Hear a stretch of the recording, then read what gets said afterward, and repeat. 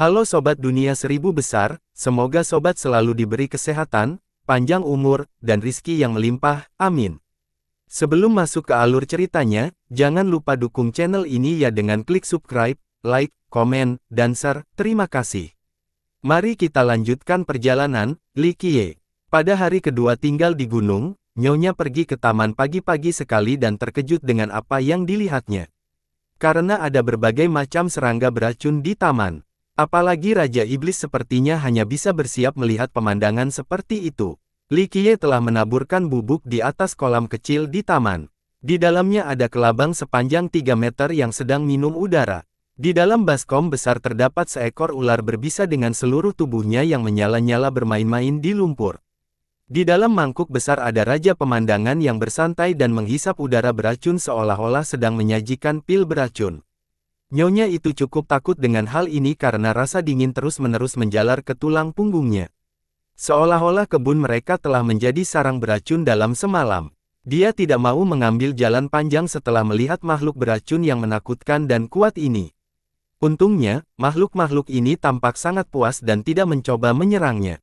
Di ujung lain halaman kecil itu, dia akhirnya menemukan tuan mudanya. Saat ini, dia sedang berbaring di sana sambil memancarkan energi kematian abu-abu yang samar. Meskipun dia tidak tahu apa yang dia lakukan, dia tidak mengganggunya dan hanya diam menunggu di sisinya. Setelah lama merenung, Li Qiye memulihkan energi kematiannya dan dengan santai menanam obat roh di lokasi tersebut. Mengapa tuan muda menanam obat di sini? Nyonya menemukan banyak tanaman roh di sekitarnya. Terlebih lagi, dia belum pernah melihat jenis tanaman ini sebelumnya dan tidak tahu apa itu tanaman. Li Qiye tersenyum bahagia dan berkata, kerajaan alkimia ini tidak hanya kaya akan obat-obatan roh. Mereka yang memahami Dao menyimpulkan bahwa ini adalah tempat yang juga berisi banyak makhluk beracun yang menakutkan.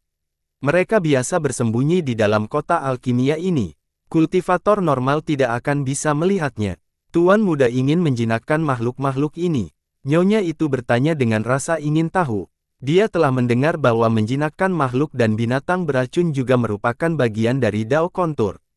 Meskipun dunia pengobatan batu dari 9 dunia dikenal sebagai tempat para alkemis, namun silsilah yang ahli dalam hal ini hanya ada satu, yaitu Lembah Kawanan Serangga yang didirikan oleh Kaisar Alkimia Kawanan Serangga. Menjinakkan makhluk beracun hanyalah sebuah jalan kecil di kawasan konservasi. Li Qiye berkata sambil tersenyum, ini hanya untuk bersenang-senang, itu saja. Kerajaan alkimia masih memiliki beberapa alkemis legendaris yang sangat kuat yang mengintai. Tidak akan menyenangkan membunuh alkemis legendaris ini tanpa beberapa trik. Nyonya bergidik setelah mendengar ini.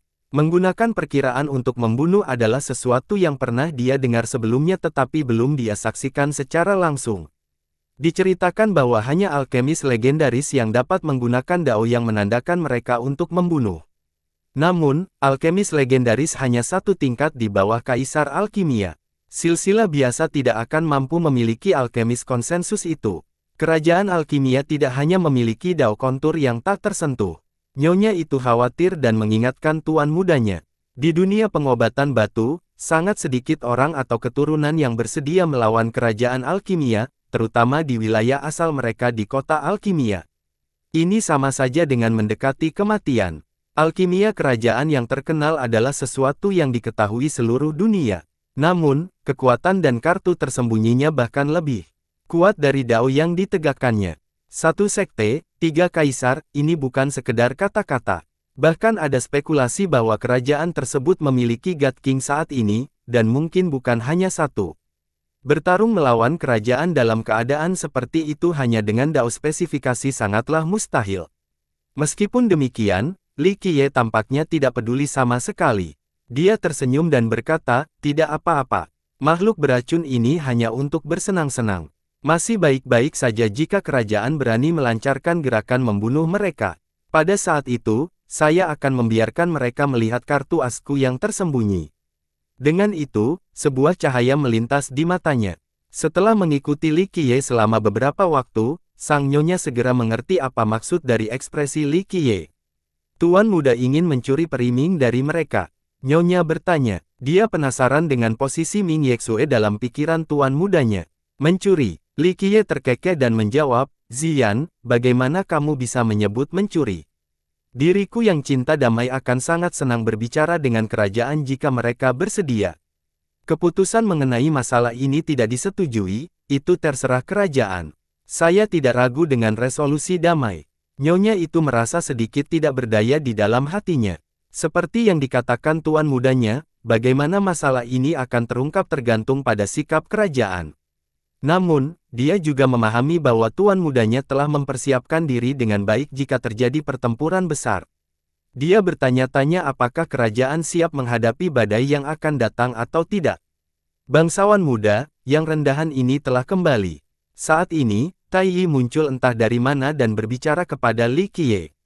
Li Qiye meliriknya dan berkata, dengan kecepatan seperti itu, kamu pasti kembali dengan membawa kabar baik. Kerja keras akan menghasilkan hasil. Orang rendahan ini mencari setiap inci kota alkimia ini dan akhirnya menemukan beberapa informasi berguna untuk bangsawan muda. Tai Yi tersenyum, ingin sekali mendapatkan pujian. Li Qiye menatapnya dengan satu mata dan berkata, saya sudah tahu tentang jasa baik Anda, jadi jangan repot-repot mengingatkan saya. Tai Yi terbatuk dan tidak berani mengudara. Dia dengan cepat berkata, berita pertama terkait dengan konferensi konkret ini. Mu Qiao dari kerajaan tidak akan hadir di konferensi, tapi Dewa Alkimia Rambut Putih dan Cao Guoyao akan berpartisipasi. Berikutnya, Li Qiye sedikit melambaikan lengan bajunya, jelas bahwa dia tidak tertarik dengan hal ini. Dia sudah mengetahui hasilnya karena kemenangan akan berada dalam genggamannya tidak peduli jenius alkimia macam apa yang berpartisipasi. Baginya, belum lagi generasi muda, bahkan alkemis legendaris dari generasi tua pun tidak masalah. Tai Yi dengan cepat mengganti topik pembicaraan dan berkata, Jurang Heavenhoof mengirim banyak orang.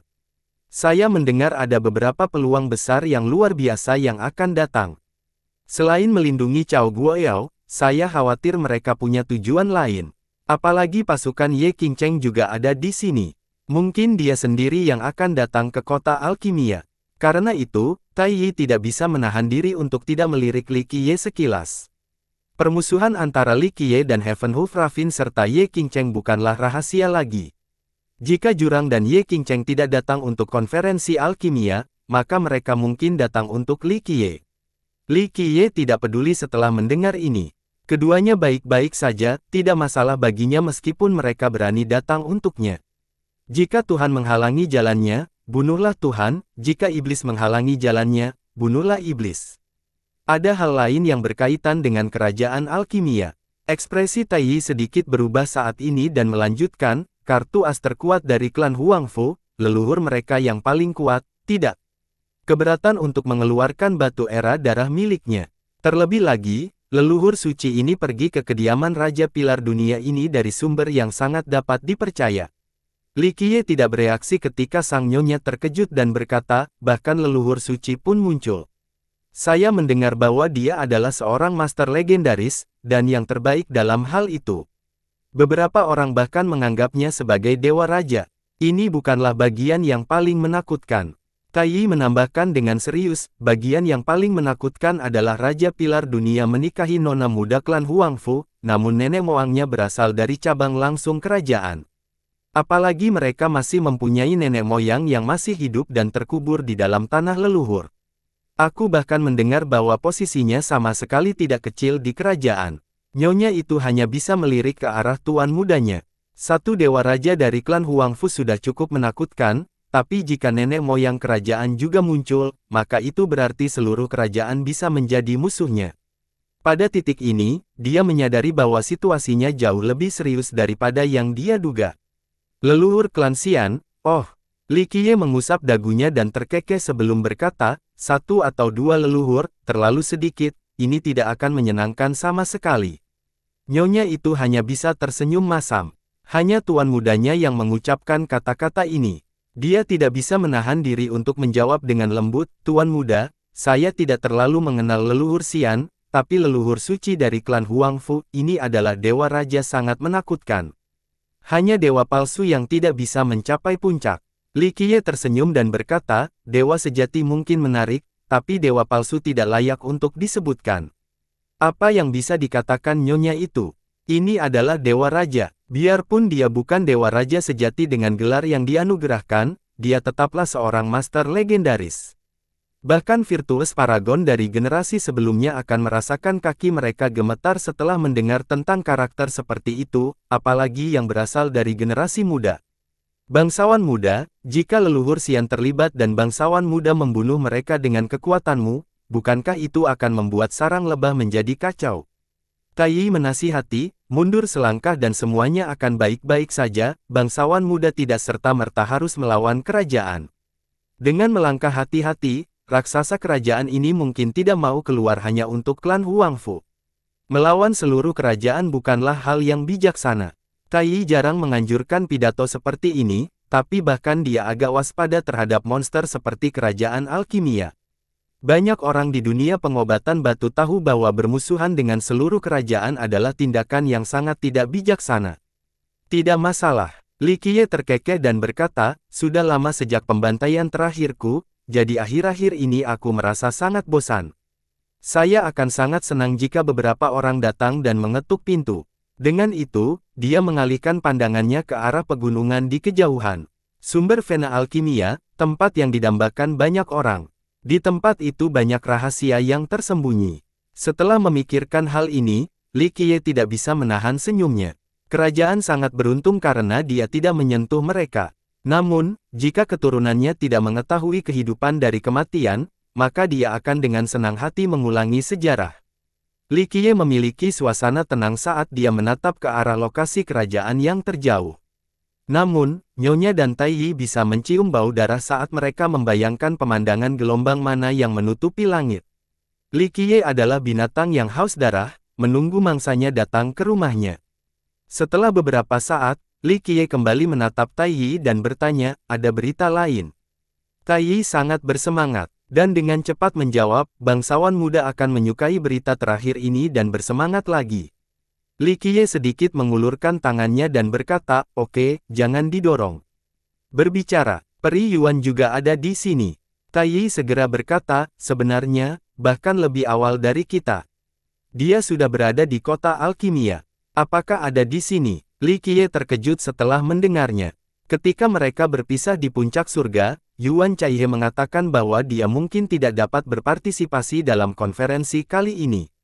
Tai Yi dengan cepat menjawab, ya, saya mendengar akar Dewa Observan Monark sedang sakit. Ini masalah yang cukup besar, jadi dia secara pribadi mengundang Peri Yuan. Kudengar dia dan Master Sekte Taman Tenang generasi sebelumnya memiliki persahabatan yang mendalam, jadi tidak terlalu mengejutkan kalau dia bisa mengajaknya datang. Tai Yi juga ada di sana di puncak surga bersama keduanya.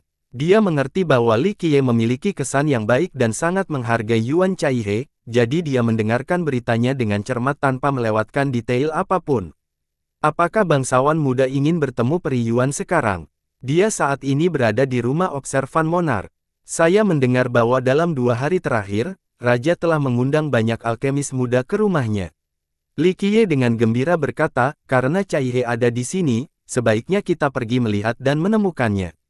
Lagi pula aku tidak ada urusan apa-apa saat ini. Nyonya terkejut. Dia terkejut dengan tuan mudanya yang menghargai Ming Yexue, tapi sekarang dia juga sangat memikirkan Yuan Caihe. Mungkin hanya Peri Yuan yang bisa memikat tuan muda. Nyonya itu bercanda sambil berpikir. Apapun kesempatannya, tuan mudanya akan selalu percaya diri dan acuh tak acuh seolah dia siap menghadapi apapun dan tidak pernah terburu-buru. Bahkan bisa dikatakan ini adalah pertama kalinya dia melihat tuan mudanya berinisiatif untuk pergi menemui seorang gadis. Li Qiye hanya sedikit kecewa dan tersenyum menjawab, Ziyan, kamu hanya setengah benar. Caihe memang gadis baik yang dicintai semua orang. Namun, sangat sedikit gadis di dunia ini yang bisa menggerakkan hatiku. Dia menjadi melankolis dan tenggelam dalam ingatannya setelah mengatakan ini. Setelah puluhan juta tahun, banyak gadis yang tinggal di sisinya, termasuk dewi, peri, dan putri. Ada yang menakjubkan dan cemerlang, ada pula yang menawan dan lembut, dan ada yang menyenangkan dan menawan. Dia bahkan melatih beberapa permaisuri sendiri. Meski begitu, setelah sekian lama, sangat sedikit gadis yang mampu membuat jantungnya berdebar kencang. Dia dengan lembut mengoordinasikan kepalanya lagi setelah menyusun ulang pikirannya. Rumah besar Observan Monark di kota itu besar. Beberapa puncak saling terhubung satu sama lain ketika puluhan gunung mengelilingi seluruh area seolah-olah itu adalah dunianya sendiri. Sangat sedikit tempat tinggal di kota yang bisa mencapai ukuran ini. Namun, observan monark memang memenuhi syarat untuk memiliki tempat tinggal seperti itu. Sebagai warga kerajaan, ia adalah salah satu raja tertua. Dia juga murid langsung dari cabang utama, latar belakang ini saja sudah cukup untuk menunjukkan status bangsawannya. Dia juga memiliki kontribusi yang berjasa bagi kerajaan sepanjang hidupnya. Kesetiaannya kepada keluarga kekaisaran dibuktikan dengan kerja keras, sehingga ia sangat disayangi oleh keluarga. Dalam beberapa hari terakhir, Raja mengadakan perjamuan di rumahnya dengan banyak alkemis muda. Bahkan mereka yang tidak diundang pun tetap bisa datang sebagai tamu. Pintu Raja terbuka dan menyambut semua alkemis.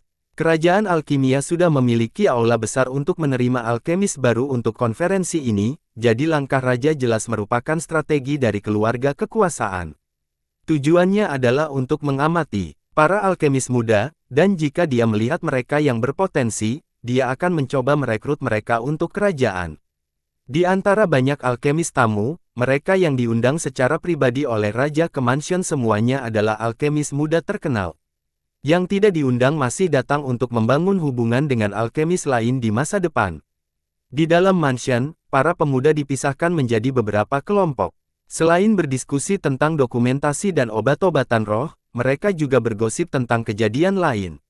Tamu paling terkenal di mansion adalah Cauldron Marquis dan Dokter Suci Tangan Iblis. Mereka dikelilingi oleh banyak alkemis muda yang sangat ingin berteman dengan mereka. Dokter Suci itu adalah seorang jenius dari klan Bailian, adik laki-laki dari Dewa Alkimia Rambut Putih. Meskipun dia adalah orang yang sangat sombong dan sulit bergaul, banyak orang yang masih mau berteman dengannya. Sedangkan Cauldron Marquis, dia adalah seorang alkemis jenius dari Crystallized Sisek. Meskipun kekayaannya tidak sebesar keturunan mereka, bangsawan muda Peiyu, sebagai seorang alkemis jenius dari keluarga kekuasaannya masih mewarisi reputasi yang cukup baik di dunia alkimia. Hari ini, keduanya diundang oleh Raja ke pesta ini. Dapat dikatakan bahwa itu adalah bulan yang dikelilingi oleh bintang, mereka diterima dengan sangat baik oleh para pemuda lainnya. Marquis, kudengar bangsawan muda Peiyu telah kembali, apakah dia akan datang ke kota alkimia? Seorang alkemis muda sedang mencoba melakukan percakapan dengan Cauldron Marquis. Meskipun Marquis dianugerahi gelar kerajaan, dia masih sangat muda sebagai iblis.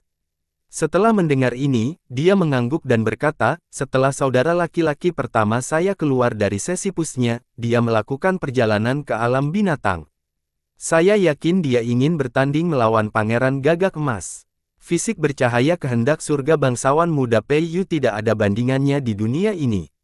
Dia pasti tidak akan kalah melawan Pangeran Gagak Emas.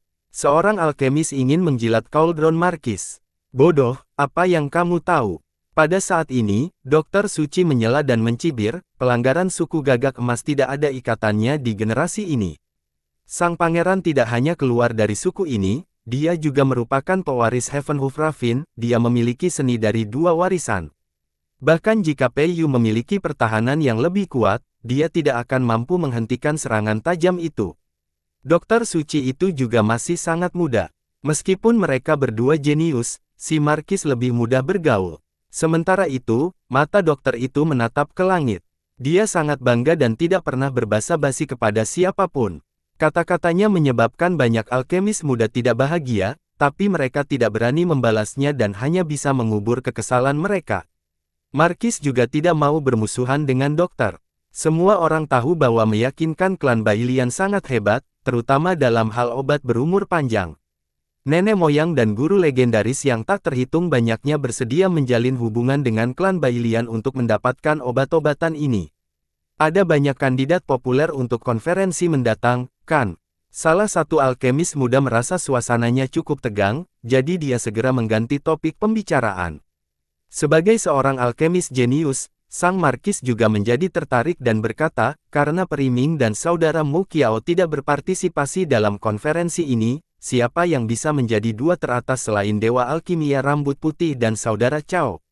Dia tahu batas kemampuan dan kekurangannya dibandingkan dengan Dewa Alkimia Rambut Putih dan Chao Guoel, jadi ambisinya adalah menempati posisi ketiga. Markis benar-benar memiliki kemampuan untuk menempati posisi ketiga dalam konferensi ini. Seorang alkemis dengan cepat menyanjungnya dan memuji, partisipasi Anda akan sedikit mencerahkan acara ini. Ekspresi si Markis menjadi lebih bersemangat. Namun, dia melirik ke arah dokter suci itu dan dengan hati rendah berkata, "Hei sekarang, Dao yang terhormat saudara dokter suci juga bisa dianggap nomor satu. Saya belum tentu lebih kuat dari dia." Dokter suci itu dengan bangga memberitahu sang Markis, "Anda berpengalaman dalam penyempurnaan pil dan salep. Mengenai sifatnya tradisional, kemungkinan besar Anda akan memenangkan tempat ketiga lebih besar dari saya. Jika saya tidak berlatih seni menyembuhkan, maka saya bisa mencapai tiga besar dengan mudah." Meski ucapannya sangat bangga dan agresif, diam-diam sang Markis bersemangat. Komentar dokter tersebut merupakan pujian terhadap diri sendiri, namun ia juga mengakui kekurangannya dalam bidang tertentu jika dibandingkan dengan si Markis. "Tidak ada hal seperti itu, saya penggemar berat teknik medis Brother Secret Doctor." Markis segera menjawab dengan senyuman. Banyak remaja yang memanfaatkan situasi ini untuk mempertahankan diri terhadap keduanya. Namun, dimanapun lokasinya, selalu ada orang yang sederhana dan jujur. Seorang alkemis yang lebih jujur menyela dan berkata, "Saya mendengar bahwa seorang alkemis baru yang menakjubkan muncul baru-baru ini. Namanya Li Qiye. Orang bilang dia bisa membuat pil seperti memasak. Kembali ke Gunung Alpin, dia mengalahkan Huang Fu Hao dan Raja Vinepil." Wajah si Markis berubah masam setelah mendengar nama Li Qiye. Sebagai murid dari Crystallized Sisek, bagaimana dia bisa bahagia? Kembali ke Alpine Mountain, sektenya menderita kerugian besar karena kehilangan banyak ahli. Bahkan alchemy Sein mereka pun mati. "Dia bukan siapa-siapa, aku belum pernah mendengar nama itu sebelumnya." Seorang alkemis muda yang pintar segera berkata setelah melihat ekspresi dingin sang Markis. "Benar, benar. Bagaimana mungkin Markis bisa mendengar tentang orang seperti itu?" Alkemis muda lainnya dengan cepat mendekati raja. Orang yang sederhana dan jujur selalu kurang memiliki rasa kesadaran sosial meskipun sebenarnya mereka tidak ingin meninggalkan sang Markis tanpa wajah. Alkemis sederhana ini tidak dapat menahannya dan berkata tanpa berpikir, "Saya mendengar pil nasib Li Qiye ini sungguh luar biasa. Semuanya memiliki warna hampir keemasan, cantik hingga mencapai titik kesempurnaan. Markis, kamu harus berhati-hati dan pastikan untuk mengalahkan Li Qiye ini." Markis hampir muntah darah karena marah setelah mendengar kata-kata alkemis sederhana ini. Dia tidak ingin mengungkit Li Qiye karena dia membunuh begitu banyak anggota Radiancy adalah sebuah pelanggaran besar. Saat ini, alkemis sederhana ini hanya perlu mengungkit Li Qiye dari semua orang, menyebabkan si Markis merasa sangat kesal. "Idiot, bagaimana kamu bisa mempercayai rumor seperti itu?" Dokter suci itu mencibir dan meneriaki alkemis sederhana ini, "Memurnikan pil seperti memasak tidak mungkin dilakukan bahkan oleh seorang alkemis legendaris, apalagi bocah manusia. Li Qiye ini, dia hanya memiliki Heavenly Cauldron yang bagus." Orang-orang di sana tidak memahami masalah tersebut sehingga mereka berasumsi sebagai dewa atau semacamnya. Itu hanyalah rumor palsu. Alkemis sederhana itu merasa marah setelah jawaban ini dan berkata, "Semua orang mengutarakan. Saya bahkan mendengar bahwa Li Qiye ini tidak hanya memiliki dao sertifikasi yang tak tersentuh, ia juga memiliki budidaya yang tak terkalahkan." Seseorang berkata bahwa dia mengalahkan banyak ahli, termasuk leluhur klan Huang Fu. Setelah mengatakan ini, dia hanya bisa melirik ke arah si Markis. Dia sebenarnya ingin mengatakan bahwa bahkan Sein Alkimia Laut Radiant pun dibunuh oleh Li Qiye, namun dia berhasil menahan informasi ini. Markis ingin muntah darah. Jika bukan karena penampilan sang alkemis yang benar-benar jujur, maka dia akan mengira bahwa alkemis ini sengaja memprovokasi dia. Orang bodoh ini tidak punya rasa kesopanan. Jika ini bukan Observant Mansion, dia pasti sudah menendang si bodoh ini hingga terbang. "Apa yang kamu katakan?" Seorang alkemis yang lebih cerdas memperhatikan suasana hati si Markis yang masam dan segera mencela alkemis sederhana itu, "Li Qiye itu brengsek. Jadi bagaimana jika dia mengalahkan leluhur Huang Fu? Itu hanyalah rumor egois. Nenek moyang adalah teladan yang tidak stabil, jadi bagaimana bisa Li Qiye membunuh? Bagaimana kamu bisa mengucapkan kata-kata yang tidak tahu malu seperti itu?" Orang Li ini berani sombong di Gunung Alpin hanya karena dia memegangi kaki gunung. Leluhur Huang Fu dikalahkan oleh ayah pohon Alpin. Untuk junior seperti Li Qiye, belum lagi leluhurnya, ahli manapun dapat dengan mudah menghancurkannya hingga berkeping-keping.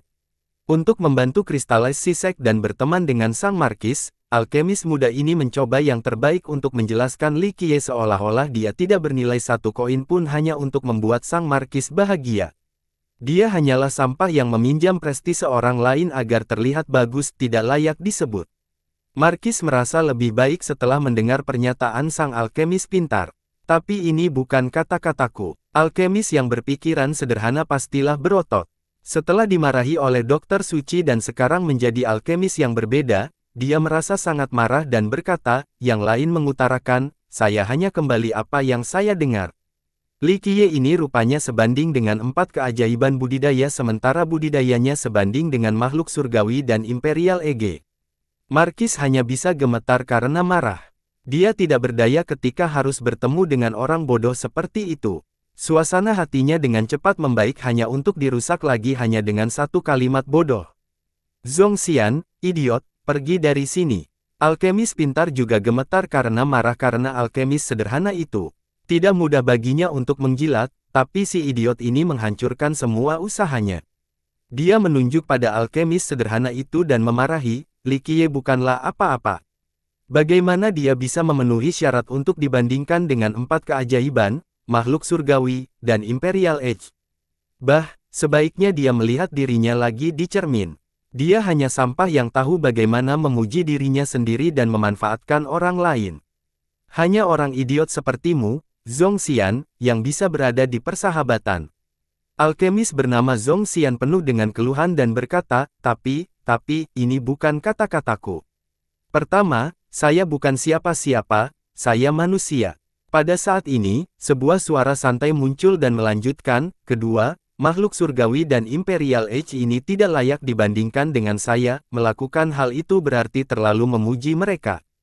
Ketiga, jika Anda dan saya mempunyai keluhan, maka saya dapat memahami mengapa Anda memfitnah saya. Namun, memfitnahku hanya untuk menjilat orang lain. Apakah aku akan mengusirmu atau langsung membunuhmu? Dua orang dengan santai masuk dari pintu dan berjalan ke halaman pesta. Pemimpinnya adalah Li Qiye dengan Nyonya Ziyan tepat di belakangnya. Li Qiye, banyak orang berdiri saat melihatnya. Beberapa alkemis muda dari alam alkimia bergidik dalam hati karena tepat di belakangnya ada Nyonya Ziyan, Raja Iblis suatu negara. Status dan posisinya jauh di atas generasi muda. Bahkan seorang alkemis jenius pun akan sangat takut pada Raja Surgawi. Nyonya juga menikmati reputasi yang baik di kalangan generasi muda di dunia ini. Li Qiye maju ke depan untuk melihat ke arah sang alkemis cerdas sebelum dengan iseng berkata, hari ini, suasana hatiku bisa dianggap baik. Meskipun kamu berbicara di belakangku, aku tidak akan berasumsi. Tampar wajahmu 3 kali dan anggap itu sebagai hukumanmu. Alkemis yang cerdas mau tidak mau harus mundur beberapa langkah dan bersembunyi di balik Cauldron Markis. Dia, tentu saja, tidak bisa menamparkan dirinya sendiri di depan semua orang. Kalau tidak, bagaimana dia bisa menunjukkan dirinya di masa depan? Kamu adalah Li Qiye, kan? Markis melangkah maju dan dengan dingin menatap Li Qiye, ini bukan tempat bagimu untuk bertindak sombong. Li Qiye bertemu dengannya dan berkata, saya bisa bertindak lancang dimanapun saya mau. Rupanya Sekte Laut Mengkristal Anda masih belum mengambil pelajaran. Setelah begitu banyak kematian, ia masih berani membela orang lain, betapa beraninya. Kata bercetak tebal, Dokter Suci itu juga menganggap Li Qiye tidak menyenangkan. Meskipun dia tidak berseteru dengan Li Qiye, orang sombong seperti dia meremehkan semua orang. Dia tidak tahan dengan sikap arogan Li Qiye, jadi dia mencibir, kamu hanya mengandalkan orang lain. Jika ayah pohon bukan pendukungmu, kamu tidak akan bisa berbuat apa-apa. Menurutmu tempat ini adalah Gunung Alpin. Salah, ini adalah kerajaan alkimia, dan inilah kota alkimia, rumah pengamat. Jadilah cerdas dan enyahlah agar kamu tidak mempermalukan dirimu sendiri. Meskipun berita mengenai Li Qiye yang membunuh alkemis Sein dan para tetua jurang telah menyebar, Li Qiye tidak pernah mengambil tindakan secara pribadi. Banyak orang beranggapan bahwa itu bukan perbuatannya, melainkan perbuatan ayah pohon. Mereka semua berpikir bahwa ayah pohon diam-diam membantu Li Qiye. Itu benar, observan mansion tidak menerima orang yang kejam dan tidak tahu malu sepertimu. Dao menyimpulkan di dunia pengobatan batu tidak akan membiarkan sampah sepertimu menodainya. Para alkemis berkumpul di sini untuk menjelaskan karakteristiknya, seseorang yang ingin membunuh secara impulsif sepertimu tidak seharusnya tinggal di sini dan merusak suasana. Keluar dari sini sekarang. Alkemis pintar yang bersembunyi di balik si markis dengan cepat mengipasi apinya. Dia secara alami takut. Itu belum tentu karena Li Qiye, tapi nyonya yang berdiri di samping Li Qiye menyebabkan kehilangan kekuatan. Orang celaka yang kejam dan tidak tahu malu. Li Qiye tidak menjadi marah. Dia mengelus dagunya dan dengan santai tersenyum dan berkata, sepertinya jika saya tidak membunuh beberapa orang, saya tidak akan layak mendapatkan kata sifat seperti kejam. Oleh karena itu, dia berjalan menuju alkemis pintar itu.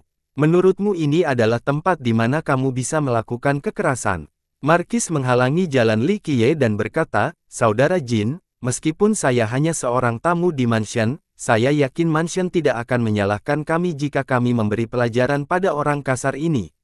Pada saat ini, seorang pemuda dengan aura memimpin sekelompok ahli ke tempat kejadian dan segera memisahkan kelompok Li Qiye dari si markis. Pemuda yang mengesankan ini adalah saudara Jin yang disebut oleh si markis dan juga seorang murid dari raja yang observan. Meskipun mansion menyambut semua alkemis sebagai tamu, selalu ada ahli yang hadir kapan saja untuk menghentikan semua pembuat onar guna menghindari masalah. Maka, pemuda itu menghentikan Li Qiye dan dengan dingin berkata, silakan kembali. Rumah besar kami tidak menyambutmu sebagai tamu. Li Qiye dengan santai bertanya, oh. Bukankah observan mansionmu sangat ramah dan pintunya selalu terbuka untuk para alkemis? Itu tergantung orangnya. Murid ini memiliki hubungan yang baik dengan Cauldron Markis. Dia tidak hanya mencegah Li Qiye menimbulkan masalah di tempat tersebut, dia dengan dingin menambahkannya untuk memenangkan hati sang markis, kami menyambut para alkemis. Tetapi Anda bukan bagian dari grup ini. Benar, jika ada anjing sembarangan di jalan yang bisa memasuki mansion ini, maka reputasinya akan hancur. Alkemis yang ketakutan di belakang markis menyindir. Saat ini, dengan perlindungan sang markis dan mansion sebagai dukungannya, dia menjadi lebih berani dan berkata, seorang junior sepertimu yang hanya mengandalkan orang lain tidak memenuhi syarat untuk menjadi tamu di istana raja. Jadilah cerdas dan enyahlah. Sangat berisik. Sebelum Li Qiye dapat menjawab, nyonya itu turun tangan dan mengambil tindakan. Meletus. Alkemis pintar ini ditampilkan keluar dari mansion oleh nyonya. Dengan begitu banyak darah muncrat kemana-mana, tidak ada yang tahu apakah dia hidup atau mati. Banyak alkemis yang hadir terkejut melihat nyonya yang menamparkan alkemis ini hingga terbang. Banyak dari mereka yang menjadi gelisah dan tidak berani bernapas dengan suara keras. Kemarahan Raja Surgawi membuat para alkemis seperti mereka ketakutan. Cauldron Markis, Dokter Suci, dan murid raja semuanya terguncang juga. Meskipun mereka sangat kuat dan memiliki reputasi yang baik, hal ini disebabkan oleh kehebatan mereka dalam reputasi. Mengenai budidaya, mereka jauh lebih lemah dari nyonya. Pemuda yang terkejut lebih menjadi berani setelah mengingat bahwa melontarkan adalah raja yang observan. Dia berbicara dengan sungguh-sungguh kepada nyonya, Yang Mulia Ziyan, rumah pengamat kami bukanlah tempat bagi Anda untuk melakukan keinginan Anda. Nyonya itu melirik ke arah pemuda ini dan perlahan-lahan berkata, jika Anda masih menganggap diri Anda sebagai murid raja yang taat, maka ingatlah seperti itu. Aura tirani sang nyonya menyebabkan hati pemuda itu tenggelam. Aura penguasaannya saja sudah membuatnya tercekik. Ketika Li Qiye tiba di mansion, observan monark terlihat mondar-mandir di kamar tamunya. Dia sangat cemas saat menunggu kabar Yuan Chaihe, dia khawatir akar dewanya tidak dapat diselamatkan. Tiba-tiba, seorang wanita tua muncul entah dari mana, menyebabkan raja berseru keheranan, Nenek Bai, apa yang membawamu ke tempat tinggalku yang sederhana? Raja yang masih memikirkannya dengan cepat menenangkan diri dan pergi menyambut wanita tua yang muncul entah dari mana dengan tangan terkepal. Wanita tua inilah yang bersama Ming Yexue. Dia adalah karakter hebat dalam keluarga kekaisaran, teladan ang luar biasa. Bahkan seorang raja seperti dia hanyalah seorang junior sebelum dia. Tidak perlu berbasa-basi, ada tamu terhormat di rumah Anda saat ini. Namanya Li Qiye. Wanita tua itu tidak banyak bicara. Dengan sikap dingin, dia langsung berkata pada intinya, perintah nona muda, kamu harus memperlakukannya dengan baik. Jika terjadi sesuatu, aku khawatir nona muda tidak akan melindungimu. Karena itu, dia menghilang tanpa jejak. Setelah menerima pernyataan itu, Raja segera membangunkannya keluar, kaget. Dia tidak bisa menenangkan pikirannya dalam waktu singkat itu. Sementara itu, di dalam halaman, murid Raja menarik napas dalam-dalam. Dia benar-benar takut pada Raja Surgawi seperti Nyonya, tapi jika mempertimbangkan semuanya, dia masih seorang murid kerajaan alkimia. Dengan raksasa seperti ini sebagai dukungannya, dia menjadi lebih berani. Dia mempertahankan postur yang kuat dan berkata, Yang Mulia Ziyan, rumah kami akan selalu menyambut seseorang dengan status Anda sebagai tamu kapan saja. Namun, kami tidak menerima orang-orang tertentu, jadi sebaiknya mereka pergi dari sini. Ah, Ziyan, maksudmu baik, tapi beberapa orang bodoh tidak mengerti. Li Qiye tersenyum dan kecewa dengan lembut untuk berkata, saya tidak peduli menjadi tamu di Observan Mansion. Saya di sini hanya untuk melihat Cai He. Nyonya itu dengan lembut menenangkan juga tanpa mengatakan apapun. Bagaimana mungkin? Dia tidak memahami situasi. Tuan mudanya yang tidak memukul orang sudah merupakan berkah dari surga, tetapi orang lain justru datang untuk memprovokasi dia. Dia bukan tipe orang yang suka memancing. Tamparannya tadi adalah untuk meredakan amarah tuan mudanya, namun siapa sangka murid dari mansion ini tidak tahu kapan harus mundur. Ini akan menyebabkan bencana bagi mansion. Peri Yuan adalah tamu paling terhormat di rumah kami, anjing dan kucing sembarangan tidak dapat melihatnya. Murid itu dengan dingin berkata, sebaiknya kamu pergi sekarang, kalau tidak kita tidak akan menjadi pendiam lagi. Li Qiye tetap santai menanggapi tanggapan ini. Bahkan ada senyuman tipis di wajahnya saat dia sedikit membuka matanya. Bab novel baru diterbitkan pada. Nyonya itu dengan lembut menghela nafas setelah melihat ekspresi tuan mudanya. Dia mengerti bahwa seseorang akan mengalami saat yang buruk. Seseorang mungkin bisa selamat dari tindakan Tuhan, tapi tidak ada yang bisa selamat dari bencana yang disebabkan oleh dirinya sendiri. Sungguh tidak masuk akal. Raungan menggelegar tiba-tiba muncul pada saat ini ketika seorang lelaki tua terbang mendekat. Pemuda itu sangat gembira saat melihat lelaki tua ini, mengira dukungannya telah tiba. Dia segera berkata, Guru, Anda berada di sini tepat pada waktunya. Orang ini ingin pamer di mansion kita dan juga berniat menyakiti para alkemis tamu yang hadir. Dengan adanya majikannya di sini, dia tidak lagi takut melawan Nyonya. Kelompok Cauldron Marquis juga senang melihat Observan Monarch secara langsung. Rupanya sang raja ingin memberikan pelajaran yang baik kepada manusia junior ini karena tidak mengetahui besarnya langit dan bumi. Meletus. Namun, sesuatu yang tidak terduga terjadi. Setelah berkemah di sini, raja segera menamparkan wajah muridnya dengan keras, menyebabkan mulutnya berdarah. Bisa dibayangkan seberapa besar kekuatan kejutan ini.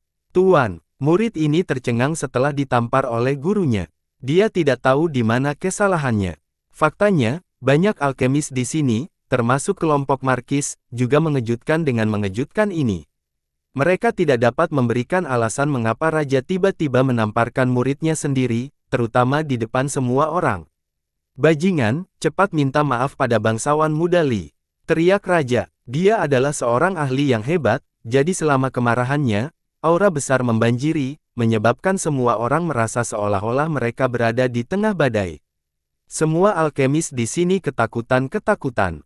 Murid itu terus berdiri di sana dengan penampilan konyol. Ini adalah pertama kalinya dia melihat kupu-kupu begitu marah padanya, dan dia tidak tahu apa kesalahannya. Bajingan, jangan hanya berdiri di sana. Sang raja berteriak dengan keras. Murid itu terbangun oleh teriakan ini. Dia menjadi tenang dan merasakan hawa dingin di dalam. Dia mengerti maksud dari sikap keras tuannya saat ini. Meskipun dia tidak mengetahui kesalahannya, dia tetap sadar bahwa dia sedang dalam masalah.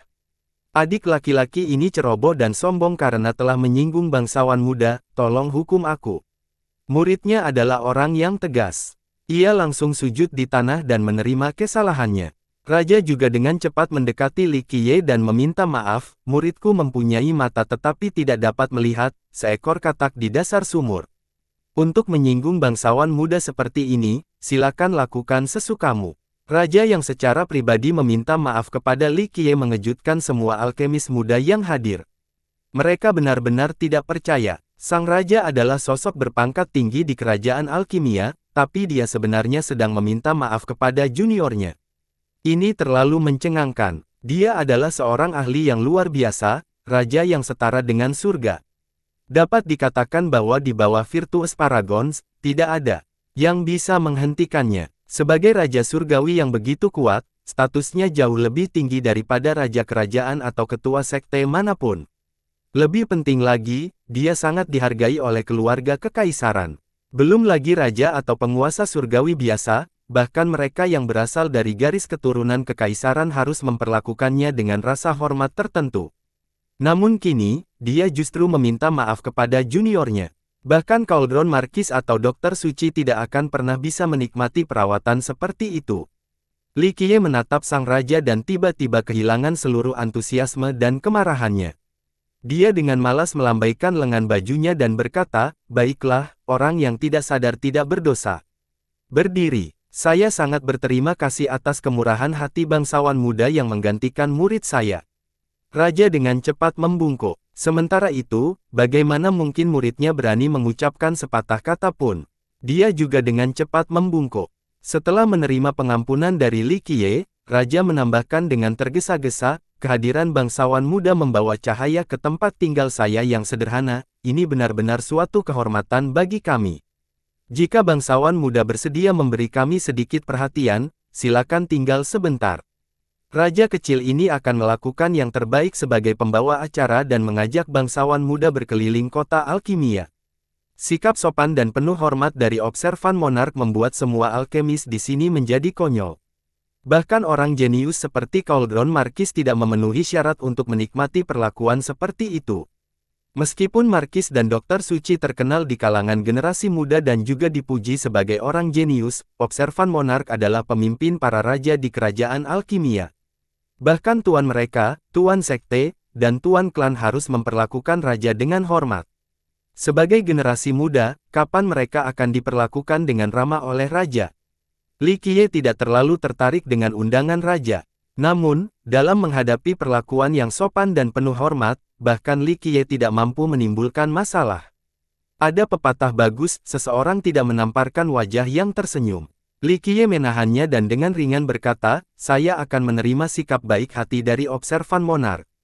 Kudengar Peri Yuan dari Taman Tenang ada di tempatmu, aku di sini untuk menemuinya." Sang raja ragu-ragu terdiam setelah mendengar ini. Cauldron Marquis mengambil kesempatan ini untuk berbicara dengan dingin, "Peri Yuan adalah salah satu dari 4 keajaiban alam, tamu terhormat dari semua sekte di dunia ini.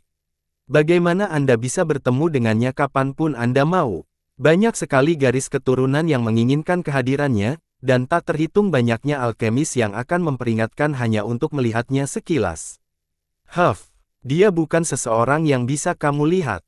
Karena Li Qiye membunuh begitu banyak orang dari Crystallized Sisek miliknya, sang markis berseteru keras di dekatnya. Sebelumnya, Da ingin membuat keretakan antara Li Qiye dan Raja agar Raja bisa menjaga Li Qiye. Siapakah sangka krisis yang akan pulih seperti ini? Bagaimana Markis bisa menelan kemarahan ini? "Peri Yuan," seorang alkemis berteriak saat ini. Semua orang melihat ke arah suara itu dan menemukan seorang wanita keluar dari pintu utama. Itu adalah seorang wanita yang anggun seperti bunga teratai di lembah, tidak ternoda oleh dunia biasa ini. Dia adalah keturunan Taman Tenang, salah satu dari 4 konsistensi kontemporer, Yuan Chaihe. Semua mata langsung tertuju padanya saat dia tiba. Yuan Chaihe berdiri di sana seperti bunga teratai anggun yang jauh dari udara. Meski penampilannya tidak bisa merendahkan kerajaan, temperamennya yang lembut dan tenang membuat orang jatuh cinta padanya. Peri Yuan, banyak alkemis terpesona setelah melihatnya. Dia adalah satu-satunya gadis di antara 4 keajaiban, jadi bisa dikatakan bahwa dia adalah dewi di pikiran banyak alkemis. Yuan Chaihe sedang menuju ke arah mereka. Dalam waktu singkat, banyak mata tertuju padanya. Bahkan seorang jenius seperti Markis mau tak mau harus melengkungkan dadanya dengan gagah agar dirinya terlihat lebih rapi. Seseorang seperti Dokter Suci yang sangat arogan juga merasa bersemangat. Dia berdiri tegak dengan penuh percaya diri, ingin memulai percakapan dengannya, Peri Yuan. Namun, dia hanya sedikit menganggukkan kepalanya tanpa berhenti, melewati dokter. Markis melihat dia berjalan ke potret dan menjadi sangat bahagia. Dia pikir dia punya peluang. Sayangnya, dia terus berjalan seperti embusan angin untuk muncul di hadapan Li Qiye. Dia mengungkapkan senyuman yang tenang dan santai dan berbicara dengan sedikit kegembiraan dalam suaranya, kakak juga datang ke istana raja. Suasana hati Li Qiye menjadi cerah setelah melihat Yuan Chaihe. Dia riang tersenyum dan berkata, saya mendengar Anda akan berada di sini sebagai tamu, jadi saya secara khusus datang menemui Anda. Terima kasih, kakak. Yuan Chaihe mengungkapkan senyuman yang menyenangkan dengan sikapnya yang selalu damai. Setelah melihat temperamen Yuan Chaihe, nyonya itu hanya bisa menghela nafas. Tidak heran mengapa tuan mudanya sangat menyukai Yuan Chaihe. Dia memang disukai oleh tuan mudanya. Yuan Chaihe menarik tangan Li Qiye dengan cara yang alami, seperti angin musim semi yang lembut dan menenangkan. Banyak alkemis muda yang hadir merasa iri sekaligus cemburu pada adegan intim seperti itu, terutama Cauldron Marquis. Dia bingung sejak tadi, dia menggoda Li Qiye karena tidak bisa melihat Yuan Chaihe, adegan ini hanyalah mencetak keras di wajahnya. Bahkan dokter yang sombong pun merasa kesal dan mengeluh dingin. Sebagai seorang alkemis, dia tentu saja menyukai Yuan Chaihe juga. Sayangnya, si cantik tidak membalas sentimen tersebut. Senior, akar ketuhananmu baik-baik saja. Dalam 2 tahun lagi, ia akan bisa mekar. Yuan Chaihe memberi tahu raja yang taat. Setelah mendengar ini, raja menghela nafas lega. Kekhawatiran yang masih melekat di hatinya akhirnya hilang saat dia dengan cepat menjawab, ini semua karena keponakan berbudi luhur sehingga akarnya dapat diselamatkan. Anda harus tinggal di sini di mansion untuk sementara waktu sehingga saya, sebagai senior, dapat menunjukkan keramah tamahan terbaik saya. Tidak ada yang lebih baik jika bangsawan muda Li bisa tetap tinggal juga. Anda harus mencoba membuatnya tetap hidup. Raja dan Master Taman Tenang adalah teman terbaik. Ketika ada masalah dengan akar dewanya, dia secara khusus mengundang Master Sekte Ren untuk datang menyembuhkannya. Dia tidak menyangka bahwa Master Sekte itu sedang menyimpannya secara tertutup, jadi Yuan Chaihe menggantikan nomor itu. Yuan Chaihe tersenyum dan dengan lembut menenangkan kepalanya untuk berkata, senior terlalu baik, tidak ada masalah sama sekali. Aku akan mengikuti kakakku sebentar dan tidak akan tinggal di mansion untuk saat ini. Raja tahu bahwa dia tidak bisa menahan mereka, jadi akan terasa canggung jika dia mencoba lebih jauh. Dia harus mengatakan, jika keponakan berbudi luhur dan Li bangsawan muda membutuhkan sesuatu, kamu dapat datang ke rumahku kapan saja. Yuan Chaihe dengan cepat mengucapkan terima kasih dan hendak pergi bersama Li Qiye, namun seorang murid dari mansion menerobos masuk dan berseru, Tuan, tidak bagus, sesuatu terjadi pada kakak pertama. Wajahnya pucat dan dia berbicara dengan sangat mendesak. Ekspresi sang raja dengan cepat berubah saat dia meninggikan nada bicaranya, apa yang terjadi hingga membuatmu begitu cemas? Kakak pertama yang dimaksud dalam percakapan ini adalah putra satu-satunya. Raja, pada saat ini, lebih dari 10 ahli penandatanganan masuk ke ruangan, membawa masuk seorang pemuda berlumuran darah. Di dadanya terdapat lubang yang sangat mengerikan hingga seolah-olah telah menembusnya sepenuhnya. Apalagi 10 ahli itu juga berlumuran darah. Mereka semua memiliki tingkat luka yang berbeda-beda, tetapi luka mereka hanyalah luka daging. Anakku, raja terkejut setelah melihat pemuda itu digendong masuk. Dia segera berangkat untuk memeriksa luka di dada, dan jantungnya langsung tenggelam. Lubang berdarah di dada pemuda itu mengeluarkan darah berwarna hitam benar-benar mengerikan bagi siapapun yang melihatnya. Pria muda itu berteriak dengan tangisan yang terkulai saat ini. Tidak ada keraguan bahwa dia masih hidup, tetapi dia diserang oleh racun yang mengerikan. Tubuhnya terpelintir rasa sakit seolah ingin patah karena sakit. Raja merasa sedih dengan kejadian ini. Dia buru-buru mengambil tindakan dan menyegel istana nasib kecil untuk melindungi nasib sebenarnya. Meski melakukan hal itu, tubuh anak laki-laki itu masih mengeluarkan kabut hitam seolah-olah racun itu menyerang lagi. Apa yang sebenarnya terjadi? Raja dengan cemas bertanya kepada seorang ahli yang membantu menggendong pemuda itu. Paman, kakak pertama ingin memasuki rawa ular untuk berburu binatang berumur panjang, tapi kami disergap oleh makhluk beracun. Kami bahkan tidak melihat keadaan sebelum kakak pertama terluka parah. Jika paman senior tidak datang tepat waktu, saya khawatir kita akan hancur sepenuhnya. Anak ini, sang raja menjadi marah sekaligus terkejut saat dia berseru, bagaimana dia bisa begitu ceroboh sampai pergi ke tempat yang tidak menyenangkan di kota Alkimia.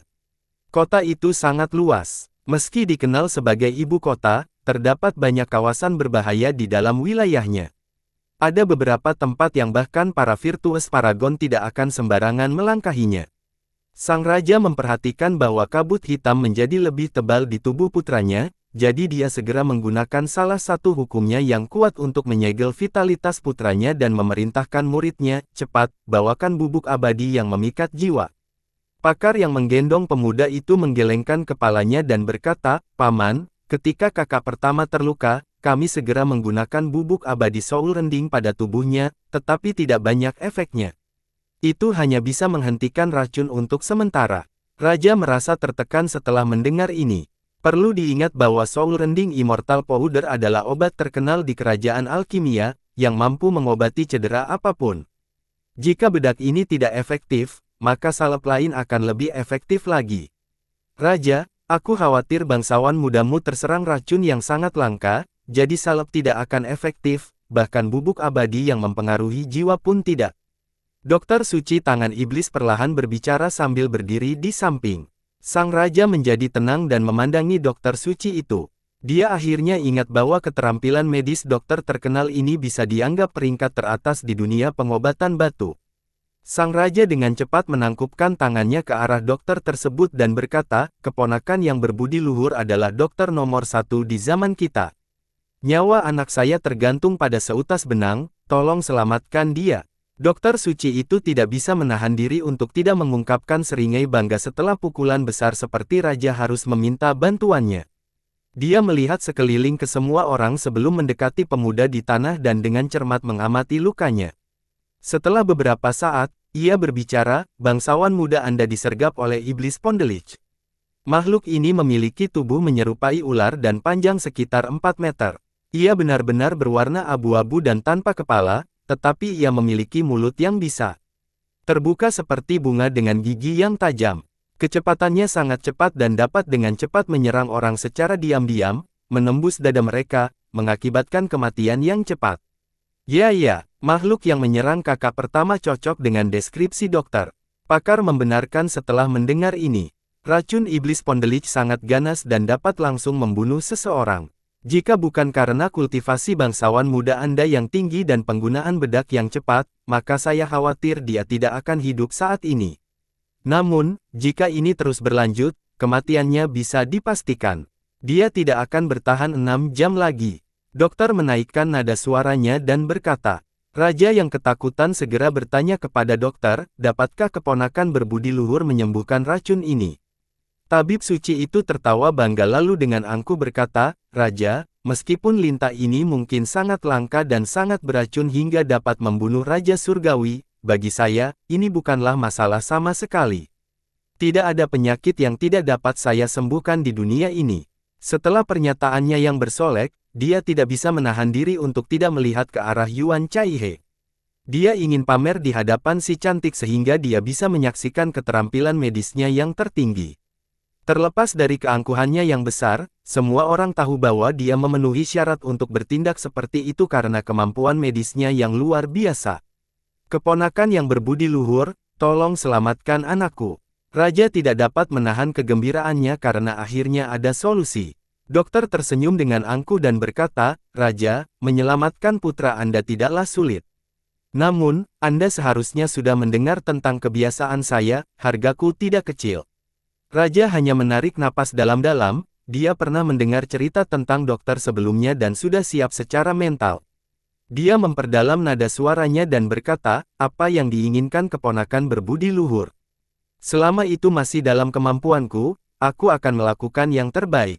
Saya mendengar observan monark memiliki tongkat harapan. Dokter tersenyum dan berkata, saya pernah mendengar tentang harta karun ini. Maukah Anda berpisah dengan barang ini? Kondisi ini menyebabkan ekspresi raja berubah. Dia benar-benar memiliki harta karun, tetapi itu sangat penting baginya. Dia menjadi ragu-ragu karena kondisi ini terlalu keras. Tongkat keinginannya sangat berharga, sebuah artefak yang tak terduga. Raja, waktu tidak menunggu siapapun. Dokter dengan dingin berkata, nenek moyang keluarga kekaisaran atau alkemis legendaris dapat menyembuhkan racun ini, tetapi bisakah Raja menunggu sampai salah satu dari mereka datang membantu? Jika Raja menunda pengobatannya, maka saya khawatir putra Anda tidak akan dapat mempertahankan hidupnya.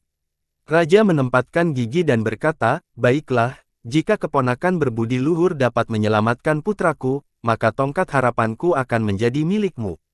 Demi menyelamatkan putranya, Raja harus menyerahkan hartanya. Meski ada nenek moyang dari kerajaan yang bisa menyembuhkan racun ini, mereka semua kuburan di bawah tanah. Dia tidak bisa bertemu mereka sesuka hatinya. Sekalipun seorang leluhur bersedia menyelamatkannya, penundaan tersebut mungkin berakibat buruk pada pengobatannya. Jika monark bersedia menukarkan tongkat harapan untuk nyawanya, maka semuanya akan mudah.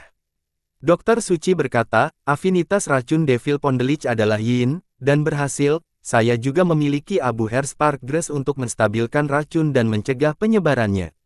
Oleh karena itu, dia mengeluarkan sebuah kotak kecil berisi abu. Orang-orang bisa merasakan gelombang panas menyerang wajah mereka. Terlihat jelas betapa kuatnya afinitas yang pada rumput ini. Semua alkemis memperhatikan Dokter Suci itu dengan napas tertahan. Semua orang tahu bahwa keterampilan medisnya tidak tertandingi di dunia ini, jadi mereka ingin melihatnya beraksi sekali saja. Ini adalah pendekatan yang salah. Ketika Dokter Suci ingin memperkenalkan abu Hersparkgrass ke dada pemuda itu, sebuah suara yang santai dan tenang muncul. Dokter melihat ke belakang, pembicaranya, tentu saja, adalah Li Qiye yang membuatnya sangat kesal. Li Qiye dan wanita kedua hendak pergi, tapi mereka berhenti setelah melihat putra raja yang terluka parah dibawa masuk. Dokter yang selalu bangga dengan kemampuan medisnya.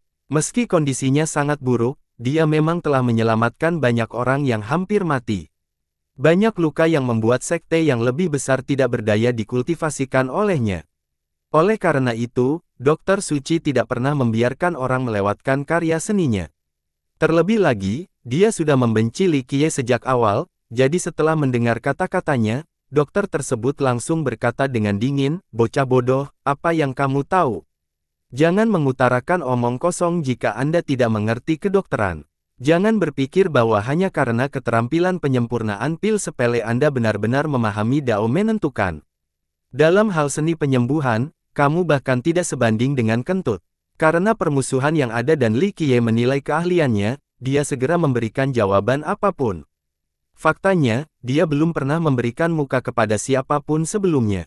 Benarkah? Anehnya, Li Qiye tidak menjadi marah seperti biasanya.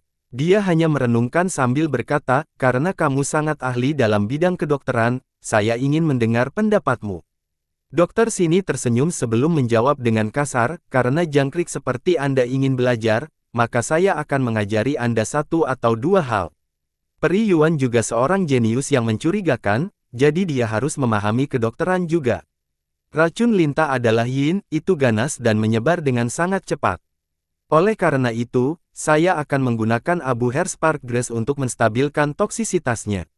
Rumput ini memiliki afinitas yang, alat pemulihan yang hebat.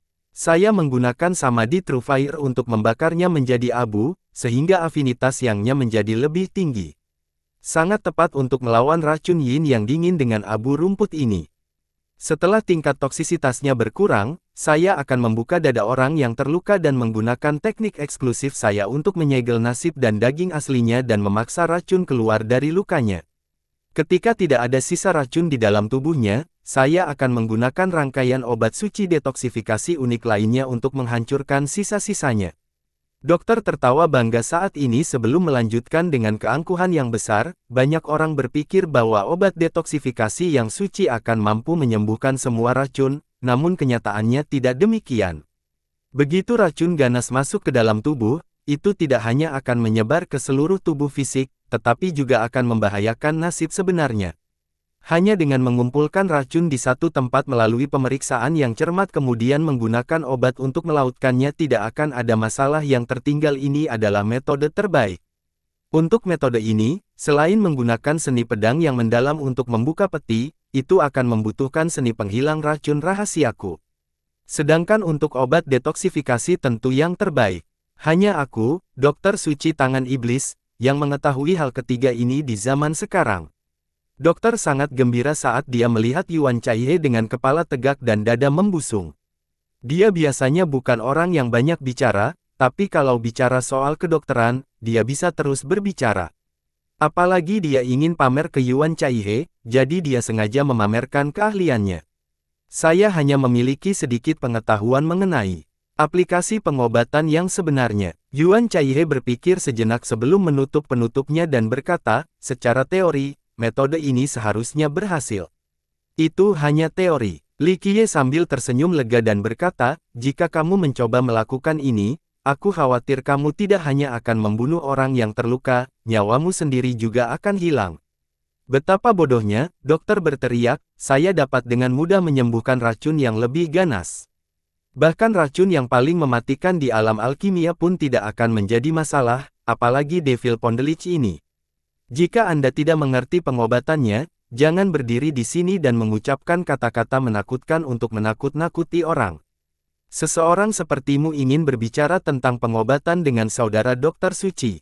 Saat ini, Markis membantu dokter tersebut. Bagaimana dia bisa melewatkan kesempatan untuk menendang seseorang yang sudah terpuruk? Dia mencibir, kemampuan pengobatan saudara dokter suci tidak ada tandingannya di dunia ini. Kamu masih junior tapi kamu masih berani menunjukkan kemampuannya sekarang. Betapa bodohnya, mengenai cara pengobatannya, kamu bahkan tidak layak memegang sepatunya. Tidak peduli apa, dia akan membalas dendam untuk sekte laut mengkristal. Bahkan jika dia tidak bisa membunuh Li Qiye saat ini, dia akan tetap melakukan yang terbaik untuk mempermalukannya. Markis benar, alkemis muda lainnya tidak akan melewatkan kesempatan ini untuk menyanjung dan mencibir. Beberapa orang bodoh ingin menyombongkan diri dan berdebat tentang pengobatan dengan dokter suci, tapi ini hanya mengajarkan ikan cara berenang.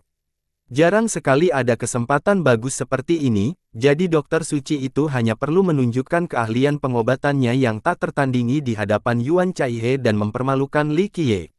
Oleh karena itu, dia memancarkan dan memberi tahu Raja, Raja, ketika saya mendetoksifikasi racun, saya memerlukan konsentrasi penuh.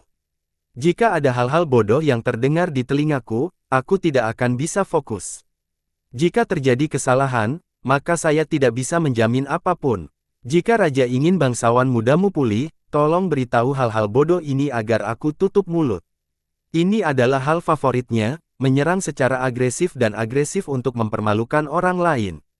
Raja pengamat tidak berdaya. Nyawa putra berada di tangan sang tabib suci, jadi dia dengan cepat menangkupkan ke arah Li Qiye dan berkata, Li bangsawan muda, keharmonisan harus dihargai.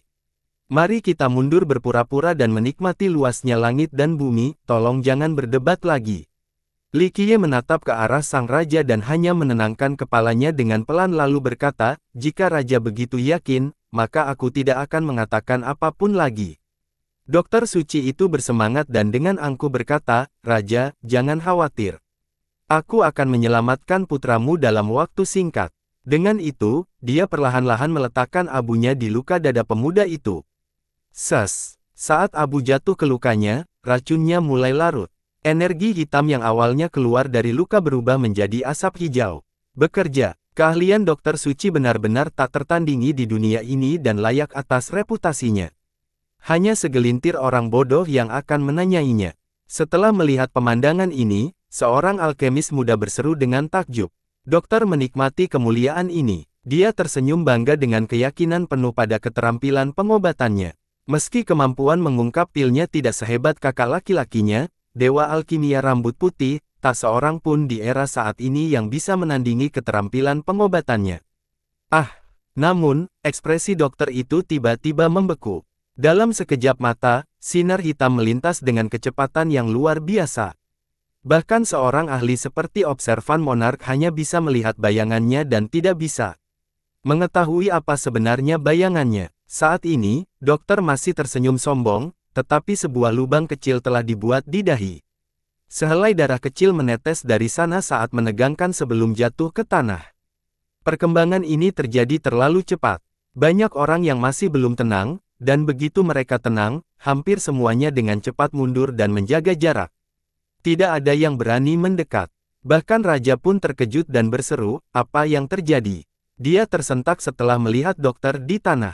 Bahkan Raja Setara Surga seperti dia tidak tahu apa yang membunuh dokter itu dengan membuat lubang sangat kecil di dahinya. Ya Tuhan, seorang alkemis tidak bisa menahan teriakan ngerinya. Dia pucat dengan kaki gemetar. Sebagai seorang alkemis jenius, Yuan Chaihe langsung menyadari sesuatu dan berkata dengan terkejut, ada sesuatu di dalam tubuhnya. Ah, pria muda yang terbaring di sana berteriak. Tubuhnya kembali menegangkan seolah hendak patah menjadi dua. Orang bisa mendengar suara tulang bergesekan, sepertinya hampir patah. Pemuda itu beredar guling, menggeliat kesakitan. Anakku, Raja merasa ngeri. Dia segera menggunakan kekuatan untuk menyegel tubuh pemuda itu untuk menghilangkan rasa sakitnya.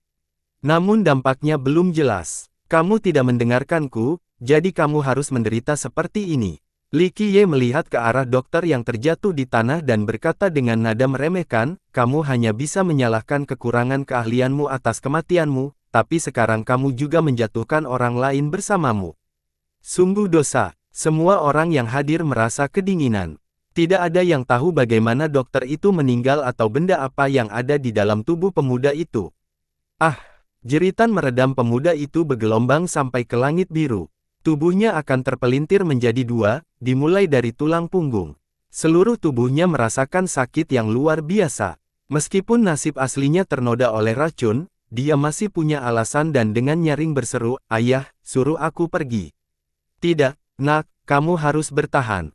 Raja merasa putus asa dan dengan cepat berkata, "Saya akan mencari seseorang untuk menyembuhkan racun ini."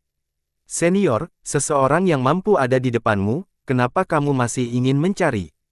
Yuan Chaihe yang baik hati melihat pemuda itu tidak ingin lagi hidup dari rasa sakit, jadi dia mengingatkan Raja. Raja mengangkat kepalanya untuk melihat Yuan Chaihe. Setelah sepersekian detik, dia langsung mengerti siapa maksudnya. Dia segera berdiri dan menangkupkan tangannya ke arah Li Qiye, "Li bangsawan muda, raja kecil ini memiliki mata tetapi mungkin juga buta. Saya menyinggung Anda sebelumnya, mohon maafkan saya. Selama bangsawan muda bisa menyelamatkan putraku, kamu bisa menyerang atau membunuhku jika kamu mau." Raja terlalu banyak bicara. Li Qiye dengan lembut menenangkan dan berkata, "Saya tidak mempunyai keluhan terhadap Anda, jadi mengapa saya ingin memukul atau membunuh Anda? Selain itu, pengobatan bukanlah bidang keahlianku." Raja bingung setelah mendengar ini, tapi dia tidak punya rencana lain saat ini. Dia tidak bisa menahan diri untuk tidak melirik ke arah Yuan Chaihe sebagai permintaan bantuan. Pada akhirnya, dia terlalu baik. Dia dengan lembut bertanya pada Li Qiye, "Kakak, kamu memiliki hati yang baik, jadi selamatkan Raja Muda." Kata-kata Chaihe salah. Saya tidak pernah memiliki hati yang baik, saya adalah seseorang yang membunuh tanpa menyertakan mata. Li Qiye kecewa dan tersenyum. Dia dengan lembut memanjangkan rambutnya dan melanjutkan, "Namun, karena kamu bertanya, bagaimana mungkin aku tidak membantu? Saya tahu bahwa kakak tidak akan membiarkan seseorang mati tanpa bantuan." Yuan Chaihe tersenyum lembut. Meskipun senyumannya tidak bisa meremehkan kerajaan, temperamennya yang lembut dan tenang begitu indah sehingga membuatnya tampak seolah-olah dia bisa menyelesaikan semuanya. Li Qiye melangkah maju dan mencabut taring dari luka pemuda itu. Dia melemparkannya ke tanah dan dengan ringan berkata, "Memang benar dia disergap oleh iblis Pondelich. Racunnya memang bisa berakibat fatal, tapi ini bukanlah bagian paling mematikan dari masalah ini. Faktanya, dia tidak akan mati sekarang meskipun ada racun lintah yang ganas." "Mengapa demikian?" Raja harus bertanya, "Jika racunnya tidak dapat membunuh anakku, lalu mengapa dia begitu kesakitan saat ini? Biasanya, racun ini pasti bisa membunuh, tapi saat ini ada sesuatu di dalam dirinya yang tidak menginginkan kematian." Li Qiye menjawab, "Ia ingin menggunakan tubuh putramu sebagai tempat berkembang biak, sebagai tuan rumah." Sekalipun racun lintah mengamuk di sekujur tubuhnya, makhluk itu tetap membiarkannya hidup. "Apa? Ada apa?" Raja merasa ngeri setelah mendengarnya. Ia sudah biasa membayangkan penderitaan putranya jika harus hidup seperti ini mulai sekarang.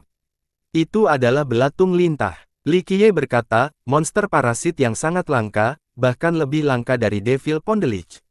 Biasanya, ia akan hidup di dalam taring beracun Devil Pondelich dan memakan racun di sana. Namun, ketika belatung ingin bertelur, ia akan mengendalikan Pondelich untuk menyerang mangsanya. Dan mangsa ini pastilah makhluk yang kuat. Misalnya, seorang pecinta yang kuat, umur roh panjang, atau binatang surgawi. Li Qiye melanjutkan, ini karena belatung membutuhkan racun lintah dan esensi mangsa yang kuat untuk menetaskan telurnya. Setelah lintah menyerang, belatung akan langsung mendorong semua racun dari taring lintah ke mangsanya dan naik ke dalam juga.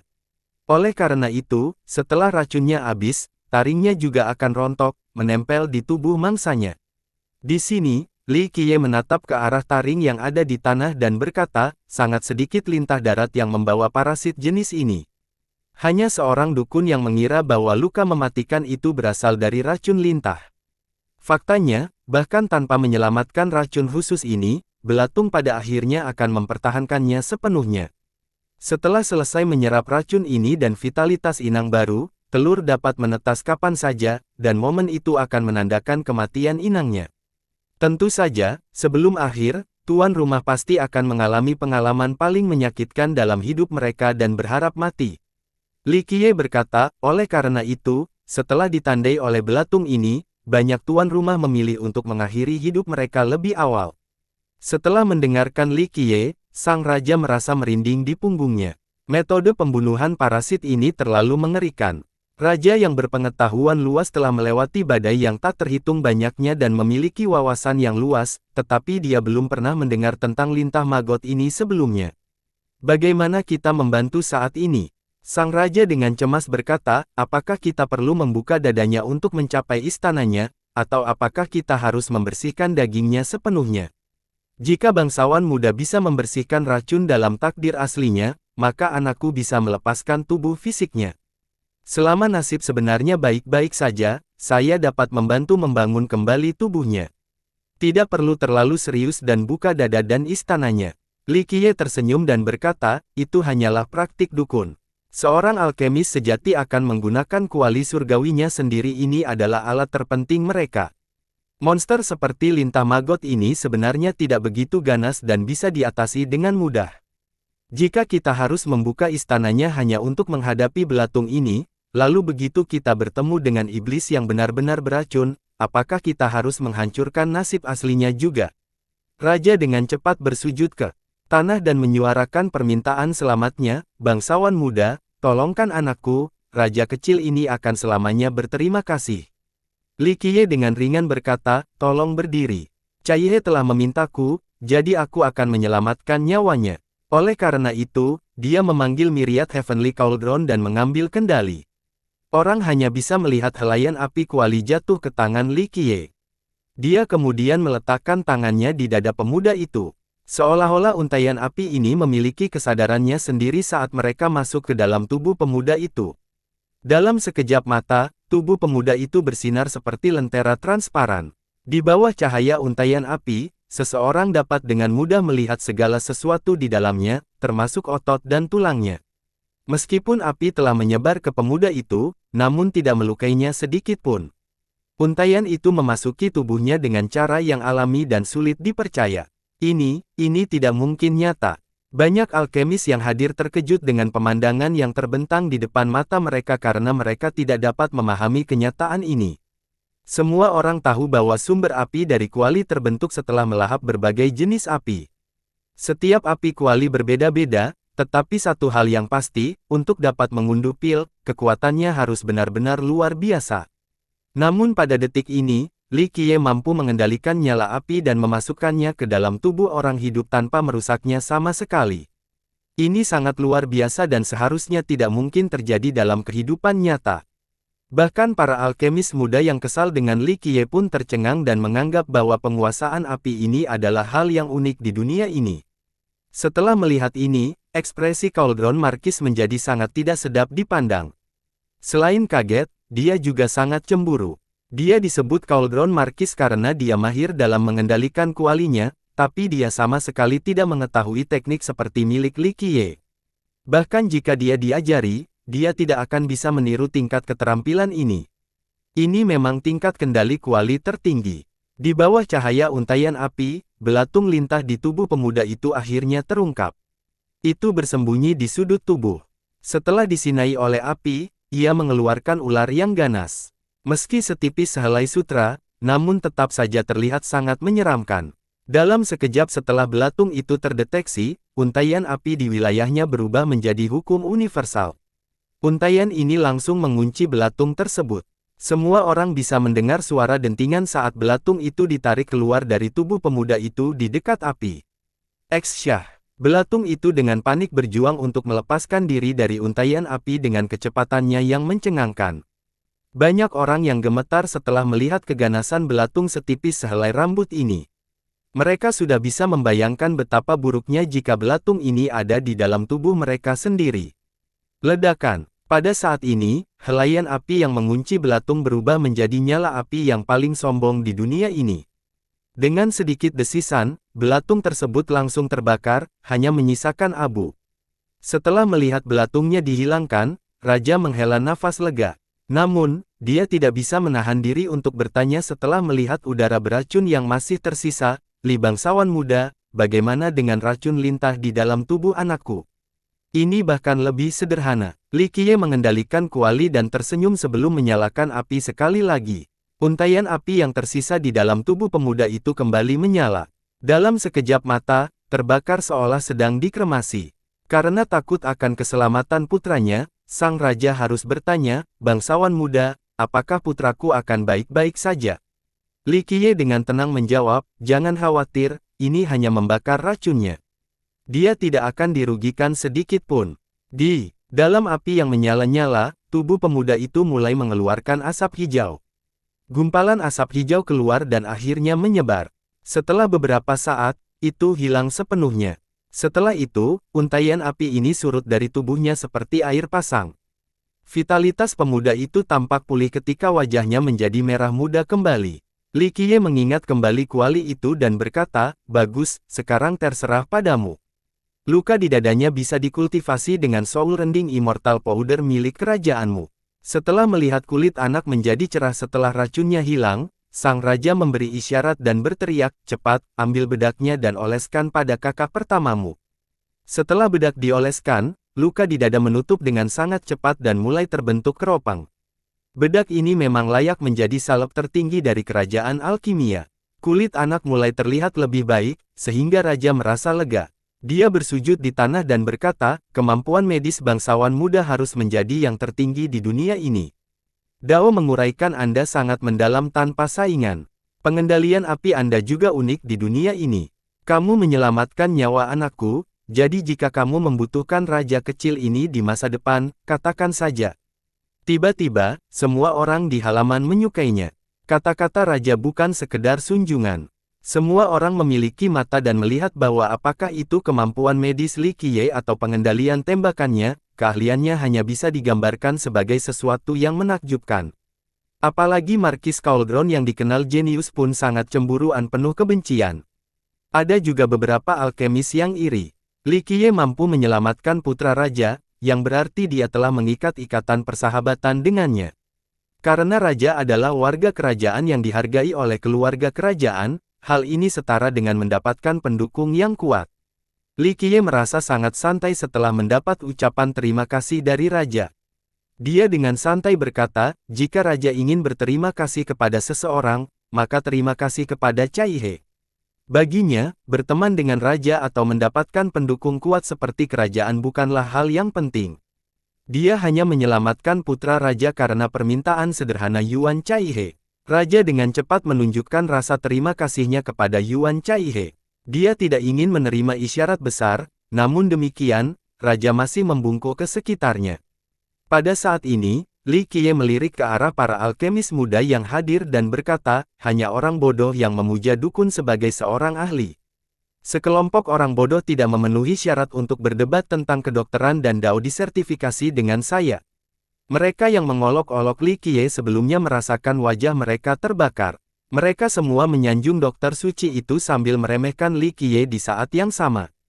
Tapi lihat sekarang, tubuh dingin dokter itu terletak di tanah sementara Li Qiye menyelamatkan putra raja. Ini adalah output keras di wajah mereka. Li Qiye tidak pernah mempertimbangkan orang-orang yang memprovokasi dia. Dia yang mengejek mereka sudah cukup ringan. Ini karena kehadiran Yuan Cai He, yang sangat meningkatkan suasana hatinya. Jika tidak, dia akan menamparkan mereka hingga terbang. Setelah menyelamatkan putra raja, Li Qiye tidak ingin tinggal di mansion dan menerima undangan antusias dari raja. Setelah pergi, dia tersenyum dan berkata, "Saya terkejut melihat Anda datang ke kota alkimia." Nyonya dipergerakkan tergerak. Yuan Chaihe memang memiliki pengaruh yang kuat terhadap tuan mudanya. Emosinya biasanya tidak terbaca, tapi sekarang, suasana hati yang baik terlihat jelas oleh semua orang, disebabkan oleh kehadirannya. Ia pun mengakui bahwa gadis lembut dan anggun seperti Yuan Chaihe memang sangat disukai. Meskipun dia tidak cantik Ming Yexue, dia memberikan perasaan nyaman dan alami. Siapapun, saat bersamanya, akan sangat santai. Akar Dewa Pengamat Senior hampir mati. Dia mengundang guru saya untuk membantu, tetapi guru saya berada pada tahap yang sangat penting dalam menghancurkannya dan tidak bisa pergi. Aku tidak punya pilihan selain menggantikan tuanku. Yuan Chaihe dengan tenang berkata, "Karena saya sudah di sini, saya akan menyemangati kakak. Partisipasi Anda akan membuat konferensi ini menjadi legenda. Aku hanya bermain-main." Li Qiye berkata sambil tersenyum, "Tetapi karena kamu mengatakan itu akan menjadi legenda, biarlah." Yuan Chaihe terkekeh sebagai jawaban. Dia percaya padanya. Setelah kembali ke gunung tempat Li Qiye tinggal, ada lebih banyak lagi makhluk beracun di halamannya. Yuan Chaihe, sebagai salah satu dari 4 ahlinya, berseru kaget, "Saya tidak menyangka kakak juga ahli dalam menjinakkan makhluk beracun." Dia dengan hati-hati melihat setiap makhluk yang terpikat di sini dan dikejutkan oleh beberapa dari mereka.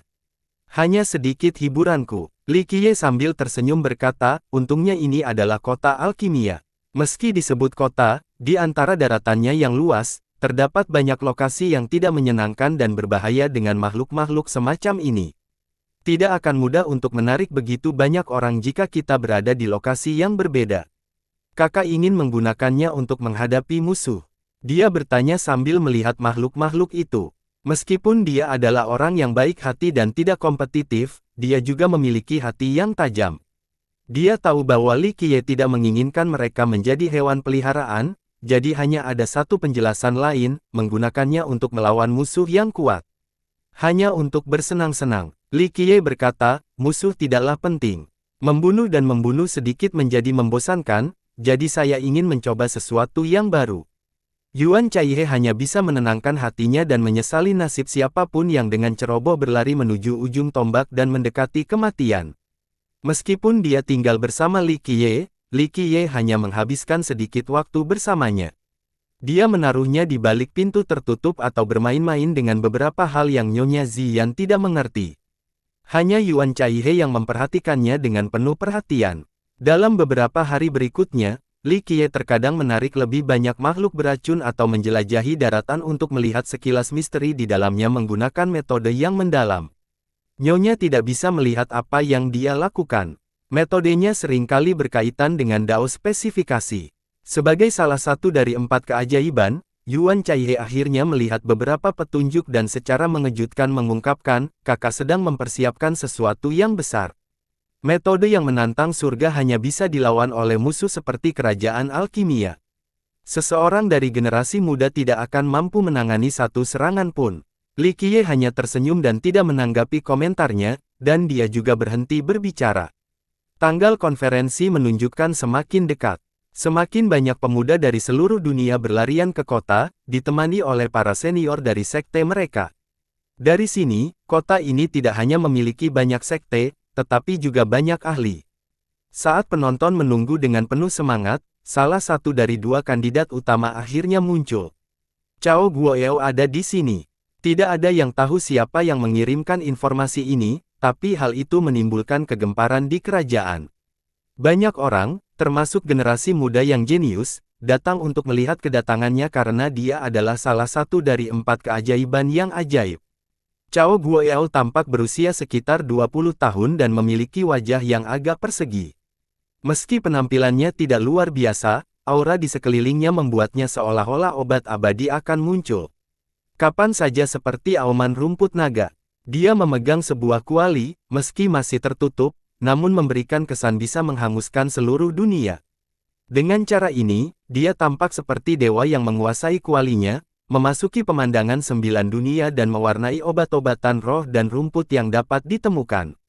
Ada suasana yang sangat luar biasa pada dirinya. Dia datang sendiri tanpa ada ahli yang mendampingi. Tidak ada kereta dewa juga, tapi ada entitas 4 besar di sisinya yang sedingin es. Entitas iblis ini sepertinya terbuat dari baja dan menyerupai belalang sembah atau Raja Iblis. Makhluk seperti ini yang tidak memiliki vitalitasnya sendiri jarang muncul, mereka lebih mirip dengan 4 patung hitam. Siapapun akan ketakutan setelah melihat 4 entitas besar yang menemaninya. Cao Guoyao berasal dari negara bagian Cao, garis keturunan-keturunan Kaisar Alkimia. Ini menghasilkan banyak alkemis terkenal dan dapat dianggap sebagai salah satu garis keturunan karakteristik terkuat di pengobatan dunia batu. Meskipun tidak dikenal karena budidayanya, sebagai garis keturunan yang mencerminkan, banyak sekte yang bersedia berteman dengannya. Oleh karena itu, banyak generasi muda dan ahli dari generasi tua yang keluar kota untuk menyambutnya. Mendapat beragam megah bukan hanya karena garis keturunannya. Lebih penting lagi, masyarakat, terutama kaum muda, ingin menjalin hubungan baik dengan Cao Guoyao. Alasannya sangat sederhana, keterampilan penyempurnaan pil takdirnya dapat dianggap sebagai salah satu yang terbaik di masa sekarang. Pil takdir adalah barang yang paling berharga bagi para pembudidaya karena dapat meningkatkan budidaya dan memperkuat fondasi mereka.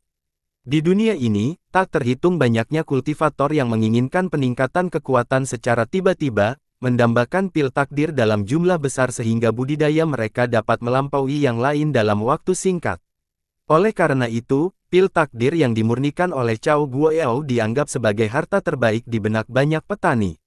Oleh karena itu, generasi muda, terutama para jenius yang memperjuangkan kehendak surga untuk menjadi kaisar, sangat sayang bisa menjalin hubungan dengannya. Saudara Cao, kamu pasti lelah karena bepergian. Kami telah menyiapkan pesta khusus untukmu. Ada banyak keturunan utama dan putri di resepsinya. Bahkan para penguasa dari negara-negara besar pun dapat ditemukan hadir. Cao Guoyao menganggukkan kepalanya dan berkata setelah melihat resepsi, kalau begitu aku akan memaksakan pada semua orang. Dalam sekejap, dia menjadi bulan yang dikelilingi bintang-bintang saat dia memasuki kota, menyebabkan lebih banyak penonton di pinggir lapangan.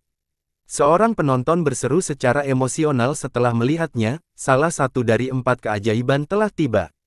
Kali ini, jika Cao Guoyao tidak menang, maka Dewa Alkimia Rambut Putih yang akan menang. Ada juga seorang ahli yang melihat patung dingin yang terbuat dari baja di sebelah Cao Guoyao dan dengan gelisah berkata, 4 raksasa ini adalah iblis baja ilahi yang mengamuk di alam binatang selama 1 generasi. Jadi makhluk brutal seperti itu sebenarnya dijinakkan oleh Cao Guoyao. Orang luar mungkin tidak tahu bahwa Cao Guoyao tidak hanya ahli dalam pemurnian pil takdir, keterampilan menjinakkan racunnya juga cukup cemerlang. Seorang master sekte dari alam binatang menjelaskan, rumor mengatakan bahwa 1000 tahun yang lalu, negara bagian Cao menggunakan buku panduan yang bersifat dao tertinggi untuk ditukar dengan buku panduan penjinakan serangga beracun lembah kawanan serangga. Meskipun ini bukan manual yang lengkap, rumor mengatakan bahwa bab khusus ini adalah inti dari seni ini. Seseorang berkata dengan takjub, jadi dia mengembangkan seni menjinakkan serangga dari lembah, tidak. Heran mengapa dia bahkan bisa menjinakkan Divine Steel Demon. Lembah kawanan serangga terkenal di dunia ini. Itu juga merupakan silsilah yang mendefinisikan, tapi berbeda dari yang lain. Mereka tidak ahli dalam penyempurnaan pil atau ramuan obat. Sebaliknya, mereka ahli dalam racun dan menanam serangga serta makhluk ganas lainnya. Itu diciptakan oleh Kaisar Abadi Baizong. Meskipun itu adalah salah satu garis keturunan terkuat, murid-muridnya jarang menunjukkan wajah mereka. Saat Cao Guoyao baru saja memasuki kota alkimia dan menimbulkan kegemparan, seorang alkemis jenius lainnya datang.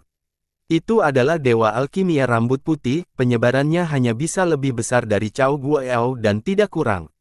Dewa Alkimia Rambut Putih ada di sini. Banyak orang bahkan tidak perlu melihat sebelum mengetahui siapa yang datang karena energi darah yang kuat dan tak terbatas melanda kota. Vitalitas ini tak terbatas seperti lautan, tapi aura besar ini tidak datang dari alkemis berambut putih. Saat ini, banyak ahli dari generasi sebelumnya, termasuk para pemimpin sekte dan negara, muncul di luar kota. Bahkan beberapa celana dalam tua yang tidak ingin menunjukkan diri mereka keluar saat ini untuk memberikan salam. Bahkan nenek moyang klan Ye keluar untuk menyambut Dewa Alkimia Rambut Putih, luar biasa. Banyak orang yang ketakutan setelah melihat begitu banyak karakter besar dari generasi sebelumnya keluar untuk menyambut sang alkemis. Mereka yang tidak mengetahui situasinya akan berpikir bahwa seorang guru legendaris atau dewa raja dalam mitos telah tiba. Sebenarnya, dia hanyalah seorang alkemis muda. Bagaimana tak terduga bagi pemuda seperti itu untuk mendapat perayaan yang begitu megah. Siapapun yang akan mundur ketika kerumunan orang kuat ini berdiri di luar kota. Dengan jubah putih dan perawakannya yang tinggi, alkemis berambut putih itu jauh lebih tampan dari Cao Guoyao. Dia tampak lebih seperti angsa di antara sekawanan ayam. Ciri yang paling menonjol bukanlah ketampanannya atau temperamennya yang luar biasa, melainkan rambut yang sehalus dan hitam seperti batu giok. Perpaduan rambut dan selendangnya yang mirip air terjun menarik banyak perhatian. Itu membuat aura kebanggaannya semakin terlihat. Beberapa orang kebingungan karena mereka tidak tahu ventilasi dan harus bertanya, rambut Dewa Alkimia Rambut Putih itu hitam seperti obsidian, jadi kenapa dia disebut berambut putih? Ada dua penjelasan mengenai hal ini. Seorang tokoh besar dari alam batu dengan sabar menjelaskan, yang pertama adalah ketika dia masih muda, dia telah mengungkapkan bakatnya yang tiada taraf dalam dao yang meyakinkan. Pada usia 3 tahun, dia mulai mempelajari kitab suci yang ditolak oleh Kaisar Alkimia Pemurnian Agung. Pada usia 11 tahun, dia fasih dalam dao menegaskan. Karena dia terlalu fokus pada studinya dan menghabiskan terlalu banyak energi darah dan vitalitas, rambutnya mulai beruban di masa kecilnya. Namun, pada hari dia berhasil dalam bidang spesifikasi, dia menyempurnakan obat untuk dirinya sendiri. Dalam satu malam, rambut putihnya menjadi hitam seperti batu giok, tugas yang sangat mengesankan. Oleh karena itu, dia hanya bisa melirik ke arah rambut halus dan hitam sang alkemis sekali lagi. Faktanya, kemanapun dia pergi, rambut hitamnya akan menarik banyak perhatian. Itu bahkan lebih cantik dari lawan jenisnya. Mungkin tidak ada gadis di dunia ini yang memiliki rambut sebanding dengan alkemis berambut putih. Orang yang tidak mengetahui insentif tenggelam dalam penjelasan dan langsung bertanya, bagaimana dengan teori lainnya? Penjelasan lainnya berkaitan dengan arti obat umur panjang. Tokoh penting tersebut melanjutkan, obat umur panjang digunakan untuk meningkatkan umur seseorang. Artinya setelah dipakai, rambut putih akan berubah menjadi hitam dalam semalam. Orang-orang menganggap alkemis berambut putih memiliki pemurnian obat berumur panjang terbaik di dunia ini, sehingga banyak tokoh hebat dari generasi sebelumnya yang meminta obatnya kepadanya. Bahkan mereka yang hampir mati dan memiliki rambut beruban akan segera mendapatkan rambutnya kembali menjadi hitam dalam semalam setelah menggunakan obatnya.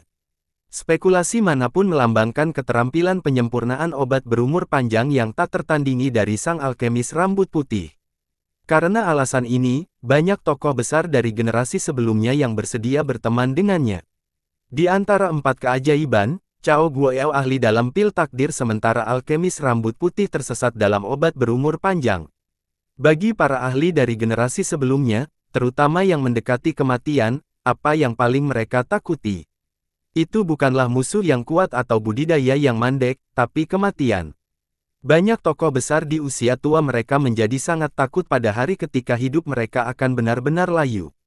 Oleh karena itu, selama berjuta-juta tahun hingga saat ini, tak terhitung banyaknya nenek moyang yang rela mengeluarkan biaya yang sangat besar untuk mendapatkan obat berumur panjang dan rumput abadi yang dapat memperpanjang umur mereka. Beberapa orang tidak keberatan dengan penderitaan darah karena terjebak di batu era di bawah tanah. Obat umur panjang selalu berharga. Semakin tinggi levelnya, maka akan semakin banyak dicari. Terlebih lagi, alkemis yang bisa menciptakan obat dengan umur panjang tingkat tinggi cukup langka. Selama mereka mampu menjual obat-obatan ini, tidak ada rasa takut produk mereka tidak terjual. Seseorang dapat dengan mudah membayangkannya, karena keahlian alkemis rambut putih dianggap peringkat teratas di dunia ini, tak terhitung jumlah leluhur yang bernafsu terhadap produknya. Baginya, dia bisa menjual obat-obatannya kepada karakter manapun yang dia suka, ini semua tergantung suasana hatinya. Di dunia pengobatan batu, bahkan ahli paling kaya pun mungkin tidak bisa membeli obat berumur panjang dari alkemis berambut putih. Oleh karena itu, karakter-karakter lama ini rela melepaskan harga dirinya dan menjalin hubungan dengannya. Posisinya di dunia ini tinggi hingga pada titik di mana atas panggilannya, banyak orang besar akan datang dan mendukungnya. Sangat sedikit orang yang bisa menikmati resepsi megah seperti yang dia lakukan hari ini. Saudara Bailian, ini pasti perjalanan yang panjang, tetapi Anda akhirnya sampai di sini. Seorang raja tua keluar dari kota dan dengan cepat menangkupkan kedua tangannya untuk menyambutnya dengan penuh hormat. Alkemis berambut putih itu berasal dari klan Bailian, begitu banyak orang besar yang tidak setuju dengan diri mereka sendiri dan menemukan saudara untuk berteman dengannya. Meski menerima begitu banyak salam dari orang-orang penting, ekspresi alkemis berambut putih itu masih terlihat menyendiri dan arogan. Dia sudah terbiasa dengan kejadian seperti itu. Kelompok mereka dengan berani memasuki kota alkimia saat energi darah mereka mengamuk seperti badai yang sangat deras. Siapapun akan mundur di depan kelompok seperti itu. Ini bahkan lebih bergengsi dari penampilan Cao Guoyao. Setiap alkemis harus berusaha menjadi seperti dewa alkimia rambut putih. Banyak alkemis yang iri dengan perlakuan seperti itu. Dia adalah bintang dalam pikiran mereka, sebuah tujuan yang harus diperjuangkan. Alkemis yang tak terhitung jumlahnya bekerja sepanjang hidup mereka untuk menjadi terkenal dan dipuja oleh banyak orang. Dengan Cao Guoyao dan alkemis berambut putih yang menciptakan duplikat di kota, Li Qiye seharusnya tidak mencolok di tempat tinggalnya yang terpencil. Namun, seseorang baru saja datang menemuinya. Tuan muda, Yang Mulia Cloud Soaring ada di sini untuk mengunjungi Anda. Nyonya Ziyan memberitahu Li Qiye. Li Qiye menggelengkan kepalanya dan berkata, Yang Mulia Cloud Soaring. Belum pernah mendengar tentang dia. Hal ini sama sekali tidak mengherankan. Pada dasarnya, dia tidak pernah mendengar atau peduli tentang hal-hal penting di dunia pengobatan batu. Yang Mulia Cloud Soaring adalah penasihat di bawah Ye Qingcheng. Orang-orang menemukan tangan kanan Ye Qingcheng. Banyak strategi Ye Qingcheng datang dari Yang Mulia. Nyonya Ziyan menjelaskan, seseorang di bawah Ye Qingcheng. Li Qiye tersenyum dan berkata, penasihatnya akan datang berkunjung. Agak menarik. Sejak dia tiba di dunia pengobatan batu, Ye Qingcheng adalah orang yang paling banyak dibicarakan. Nyonya tahu bahwa tuan mudanya tidak mengetahui banyak karakter besar di dunia ini, jadi dia memperkenalkannya. Yang Mulia tidak terkenal karena Ye Qingcheng. Dia sudah terkenal sebagai seorang yang berbakat dengan bakat luar biasa. Sayangnya, dia lahir di era Dao sulit dan berhenti di alam Raja Surgawi. Baru-baru ini, dia menjadi Raja Surgawi yang setara dengan surga. Apalagi dia cukup ahli dalam menyusun strategi. Sektenya telah melanda alam batu selama jangka waktu tertentu. Namun, setelah Ye Qingcheng muncul, dia membawa murid dan ahlinya untuk bergabung dengan Ye Qingcheng untuk bekerja di bawah. Ye Qingcheng juga sangat menghormatinya. Saat dia berkeliling dunia, banyak aliansi dengan Ye Qingcheng terbentuk karena kontribusi berharga dari Yang Mulia. Nyonya mengingatkannya pada hal ini, Tuan Muda, Anda harus waspada terhadap pria ini. Dia mahir dalam membuat rencana, jadi jika kita tidak berhati-hati, kita akan jatuh ke dalam perangkapnya. Li Qiye tertawa dan mantap untuk berkata, oh, Ziyan. Saat ini, mereka yang bisa menggali lubang untuk saya melompati yang masih belum lahir. Selama puluhan juta tahun, dia adalah ahli perencana. Sudah baik dia tidak menipu orang lain, jadi kapan giliran orang lain yang menipunya? Apakah bangsawan muda akan membahasnya? Nyonya Ziyan berkata, jika tidak, saya bisa menyuruhnya pergi. Tentu saja kita akan membahasnya. Li Qiye tersenyum dan berkata, saya ingin melihat apa yang dia rencanakan. Biarkan dia masuk sehingga orang lain tidak bisa mengkhawatirkan kami karena keterlambatan kami. Karena itu, matanya berbinar. Di bawah pimpinan Nyonya, Yang Mulia Cloud Soaring masuk. Terlebih lagi, dia bukan satu-satunya orang. Di belakangnya ada Tuan Awan Putih yang memerintahkan kepalanya. Yang Mulia memiliki penampilan setengah baya dan aura anggun, membuat orang mengira dia terlahir sebagai bangsawan. Namun, dia memiliki sepasang mata yang tajam, jadi terlihat jelas bahwa dia adalah karakter yang tidak terduga. Jangan tertipu oleh penampilan luarnya dan temperamennya yang gagah, dia sebenarnya adalah iblis kelasang yang memiliki akses terhadap metode yang sangat kejam. Dia masuk dan segera menangkupkan tangannya ke arah Li Qiye dengan sangat sopan dan bahkan penuh hormat sebelum berkata, ketenaranmu yang luar biasa menggelinding seperti guntur, aku telah menjadi pengagumnya sejak lama. Meski usianya masih tergolong muda, Yang Mulia sudah menjadi raja setara surga yang sangat kuat puncak dari dunia ini. Di luar pakaian dalam lama yang sudah terkenal sebelum era Dao Sulit, sangat sedikit karakter di generasi yang sama di dekatnya yang lebih kuat. Oleh karena itu, dia cukup kuat untuk membangun sekte sendiri. Dia sudah memiliki status yang hebat di dunia pengobatan batu, namun posisi baru menjadi lazim setelah bergabung dengan Ye Qingcheng. Semua orang tahu bahwa jika Ye Qingcheng menjadi kaisar abadi di masa depan, maka Yang Mulia akan menjadi pendiri dan mungkin akan dianugerahi gelar sebagai kontributor paling berjasa. Di dunia pengobatan batu, banyak sekte dan garis keturunan memperlakukan Yang Mulia dengan sangat sopan. Bahkan jika dia tidak terlalu dikagumi oleh Ye Qingcheng, kekuatannya sebagai raja setara surga saja sudah cukup untuk mendapatkan rasa hormat. Namun, belum lagi Heavens Equal King, bahkan keberadaan abadi yang legendaris pun tidak akan mampu menggerakkan Li Qiye. Dia berkata dengan ringan, silakan duduk. Sementara Yang Mulia duduk, Guru Awan Putih dengan cepat bergerak maju dan bersujud di tanah tanpa berani mengangkatnya untuk saat ini. Li Qiye memandangi guru yang sedang bersujud itu dan bertanya pada Yang Mulia Awan yang melonjak, apa maksudnya ini? Yang Mulia Cloud Soaring menjawab dengan rendah hati, Tuan Awan Putih ada di sini untuk meminta maaf kepada bangsawan muda. Dia angkuh dan menggunakan nama bangsawan muda Ye untuk bertindak sesuka hati. Ini merusak reputasi bangsawan muda kita, jadi dia datang ke sini secara khusus untuk meminta maaf. Bangsawan muda Li dapat menghadapinya sesuai keinginanmu. Entah ide ini berasal dari Ye Qingcheng atau Yang Mulia Cloud Soaring, ini merupakan upaya yang cukup tangguh.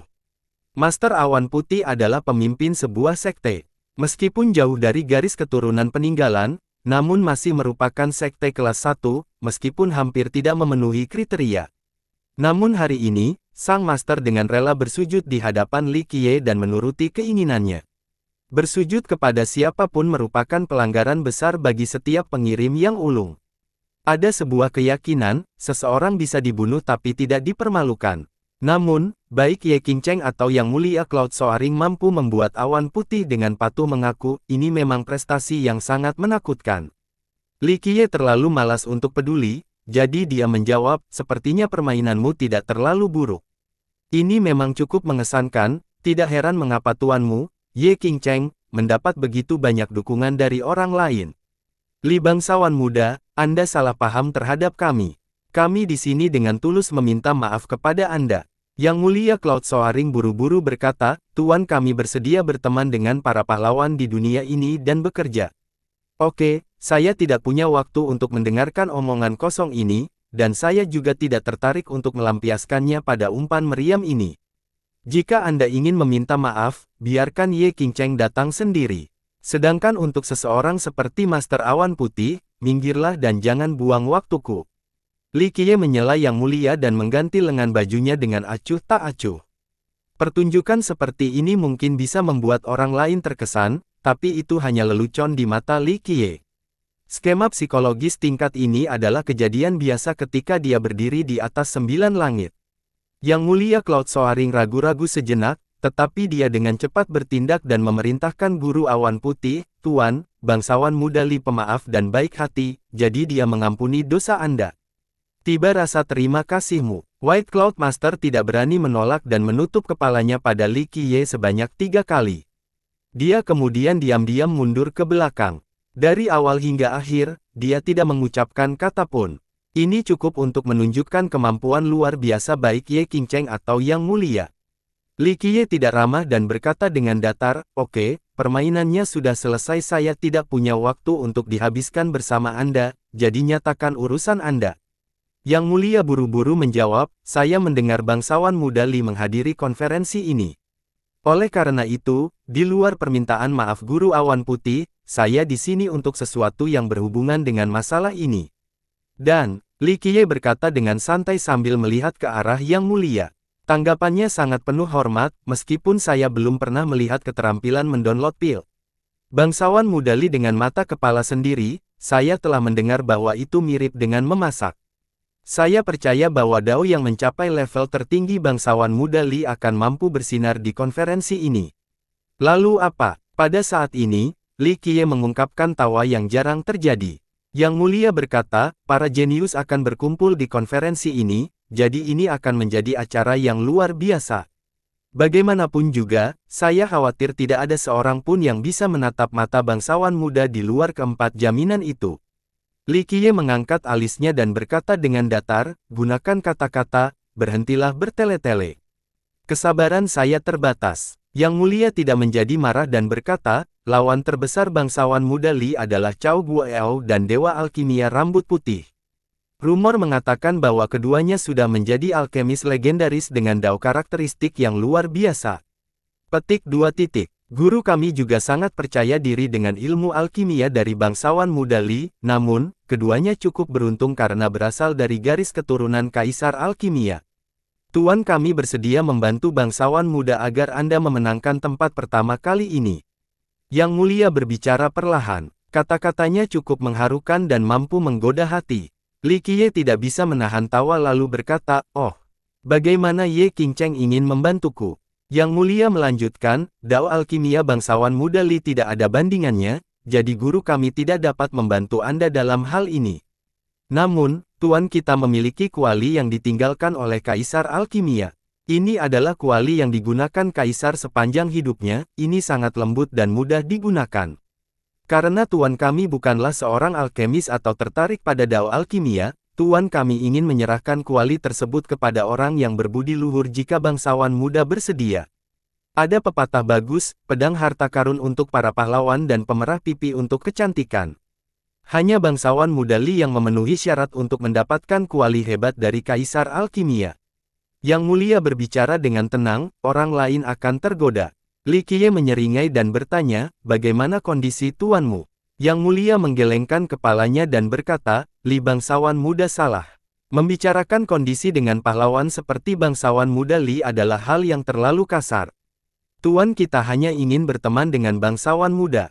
Jika bangsawan muda bersedia memberi kami wajah, datanglah menjadi tamu di kerajaan Stony Edge. Tuan kita akan menjadi tuan rumah terbaik untuk bangsawan muda. Jika ada alkemis yang mendengar kata-kata seperti itu, mereka akan sangat gembira. Di dunia pengobatan batu, banyak pemuda yang bersedia berteman dengan Ye Qingcheng. Berkenalan dengan pria terkenal seperti itu akan menjadi suatu kehormatan yang luar biasa.